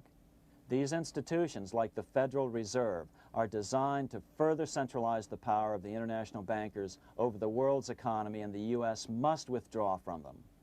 Their harmless functions, such as currency exchange, can be accomplished either nationally or in new organizations limited to those functions. Such a monetary reform act would guarantee that the amount of money in circulation would stay very stable, causing neither inflation nor deflation. Remember, for the last 3 decades, the Fed has doubled the American money supply every 10 years. That fact and fractional reserve banking are the real causes of inflation and the reduction in our buying power, a hidden tax. These and other taxes are the real reasons both parents now have to work just to get by. The money supply should increase slowly to keep prices stable, roughly in proportion to population growth, about 3% per year, not at the whim of a group of bankers meeting in secret. In fact, all future decisions on how much money will be in the American economy must be made based on statistics of population growth and the price level index. The new monetary regulators and the Treasury Department, perhaps called the Monetary Committee, would have absolutely no discretion in this matter except in time of declared war. This would ensure a steady, stable money growth of roughly 3% per year, resulting in stable prices and no sharp changes in the money supply. To make certain the process is completely open and honest, all deliberations would be public, not secret, as meetings of the Fed's Board of Governors are today. How do we know this will work? Because these steps remove the 2 major causes of economic instability, the Fed and fractional reserve banking, and the newest one as well, the BIS, Bank of International Settlements. But most importantly, the danger of a severe depression would be eliminated. Let's listen to Milton Friedman on the single cause of severe economic depressions. I know of no severe depression in any country or any time that was not accompanied by a sharp decline in the stock of money, and equally of no sharp decline in the stock of money that was not accompanied by a severe depression. Issuing our own currency is not a radical solution. It's been advocated by Presidents Jefferson, Madison, Jackson, Van Buren, and Lincoln. But it's been used at different times throughout Europe as well. Perhaps the best example is one of the small islands off the coast of France in the English Channel. Called Guernsey, it's been using debt-free money issues to pay for large building projects for nearly 200 years. Here we are on Guernsey, and this is the Guernsey flower and vegetable market.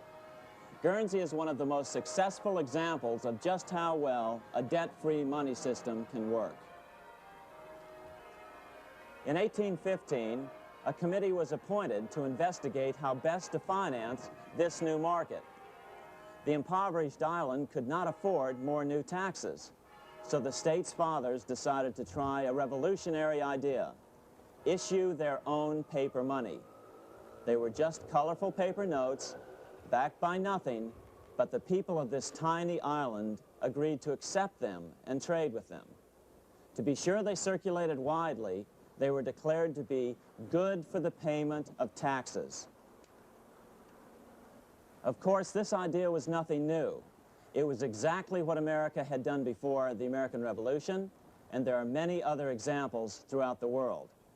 But it was new to Guernsey, and it worked miracles. This market is still in use, and remember, it was built for no debt to the people of this island state. But what if we follow Guernsey's example? How would the bankers react to these reforms? Certainly the international bankers' cartel will oppose reforms that do away with their control of the world's economies as they have in the past. But it is equally certain that Congress has the constitutional authority and responsibility to authorize the issuance of debt-free money, U.S. notes, and to reform the very banking laws it ill-advisedly enacted. Undoubtedly, the bankers will claim that issuing debt-free money will cause severe inflation or make other dire predictions. But remember, it is fractional reserve banking which is the real cause of over 90% of all inflation, not whether debt-free U.S. notes are used to pay for government deficits. In the current system, any spending excesses on the part of Congress are turned into more debt bonds, and the 10% purchased by the Fed are then multiplied many times over by the bankers, causing over 90% of all inflation. Our fractional reserve and debt-based banking system is the problem. We must ignore its inevitable resistance to reform and remain firm until the cure is complete. As the director of the Bank of England in the 1920s, Sir Josiah Stamp put it, referring to this modern fractional reserve banking system, "Banking is conceived in iniquity and born in sin. Bankers own the earth. Take it away from them, but leave them the power to create money and control credit, and with the flick of a pen, they will create enough money to buy it back again. Take this great power away from the bankers, and all great fortunes like mine will disappear, and they ought to disappear, for this would be a better and happier world to live in. But if you want to continue the slaves of bankers and pay the cost of your own slavery, let them continue to create money and to control credit." Americans are slowly figuring this out. Today, over 3,200 cities and counties have endorsed the proposal of a nonprofit organization called Sovereignty. The Sovereignty movement calls for Congress to authorize the Secretary of the Treasury to issue $90 billion per year of U.S. notes, not Federal Reserve notes nor debt-based bonds, to loan money interest-free to cities, counties, and school districts for needed capital improvements. Remarkably, and to their praise, the Community Bankers Association of Illinois, representing 515 member banks, has endorsed this sovereignty proposal, a good step in the right direction. As Milton Friedman has repeatedly pointed out, no severe depression can occur without a severe contraction of money. In our system, only the Fed, the Bank of International Settlements, with U.S. bankers' cooperation, or a combination of the largest Wall Street banks could cause a depression. In other words, our economy is so huge and resilient, a depression just can't happen by accident. Unless we reform our banking system, they will always have that power. They can pull the plug on our economy anytime they choose. The only solution is to abolish the Fed and the fractional reserve banking system and withdraw from the BIS. Only that will break the power of the international bankers over our economy. And keep in mind, a stock market crash itself cannot cause a severe depression. Only the severe contraction of our money supply can cause a severe depression. The stock market crash of 1929 only wiped out market speculators, mostly the small to medium ones, resulting in $3 billion in wealth changing hands. But it served as a smokescreen for a 33% contraction in credit by the Fed over the next 4 years, which resulted in over $40 billion in wealth from the American middle class being transferred to the big banks. Then, despite impotent howls of protest from a divided Congress, the independent Fed kept the money supply contracted for a full decade. Only World War II ended the terrible suffering the Fed inflicted on the American people. In a depression, the remaining wealth of the debt-burdened American middle class will be wiped out by unemployment, declining wages, and the resulting foreclosures. If we start to act to reform our monetary system, the money changers may do what they did in 1929 and then the 1930s, crash the stock market and use that as a smokescreen while contracting the money supply. But if we're determined to fight to regain control over our money, we can come out of it fairly quickly, perhaps in only a very few months, as U.S. notes begin to circulate and replace the money withdrawn by the bankers. The longer we wait, the greater the danger we'll permanently lose control of our nation. But some still wonder why the international bankers would want to cause a depression.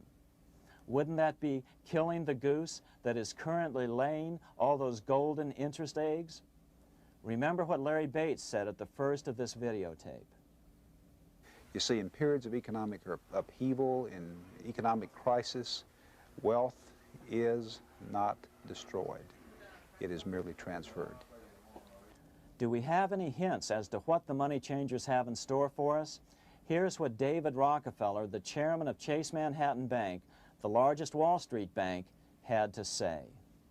We are on the verge of a global transformation. All we need is the right major crisis and the nation will accept the New World Order. So, crisis is needed to fulfill their plans quickly. The only question is when the crisis will occur. Fortunately, we probably have a little time. It's unlikely that this crisis will occur before the 1996 elections, but after that, the danger begins rising. But whether or not they decide to cause a crash or a depression through relentless increases in taxes and the loss of hundreds of thousands of jobs being sent overseas thanks to trade agreements such as GATT and NAFTA, the American middle class is an endangered species. Cheaper labor, including slave labor in Red China, which Harry Wu has heroically documented, is being used to compete with American labor. In other words, money is being consolidated in fewer and fewer hands as never before in the history of this nation or the world. Without reform, the American middle class will soon be extinct, leaving only the very rich few and the very many poor, as has already occurred in most of the world. We've been warned of all this by congressmen, presidents, industrialists, and economists down through the years. Religious leaders, too, have seen the danger. About 1898, during the time of William Jennings Bryan, Pope Leo XIII put it this way. On the one side, there is the party which holds the power because it holds the wealth, which has in its grasp all labor and all trade, which manipulates for its own benefit and its own purposes all the sources of supply, and which is powerfully represented in the councils of state itself. On the other side, there is the needy and powerless multitude, sore and suffering. Rapacious usury, which, although more than once condemned by the Church, is nevertheless under a different form, but with the same guilt, still practiced by avaricious and grasping men, so that a small number of very rich men have been able to lay upon the masses of the poor a yoke little better than slavery itself. More recently, during America's Great Depression, Pope Pius XI spoke of the same problem. In our days, not alone is wealth accumulated, but immense power and despotic economic domination is concentrated in the hands of a few.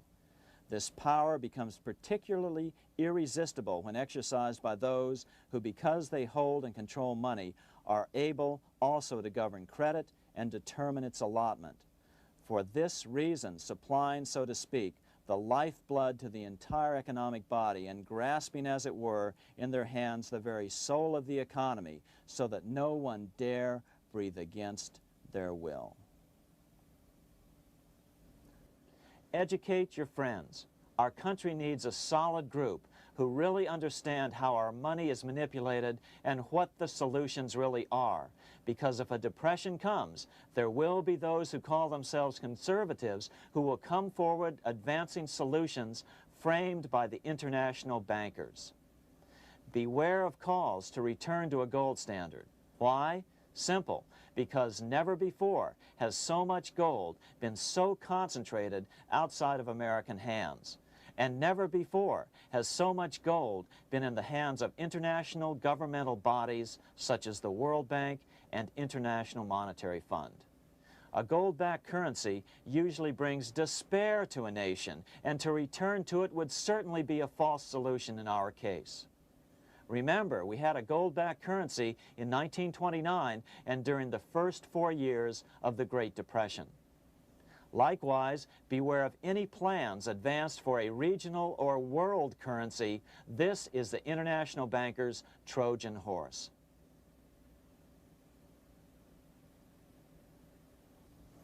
Educate your member of Congress. It only takes a few persuasive members to make the others pay attention. Most congressmen just don't understand the system. Some understand it, but are so influenced by bank PAC contributions that they ignore it, not realizing the gravity of their neglect.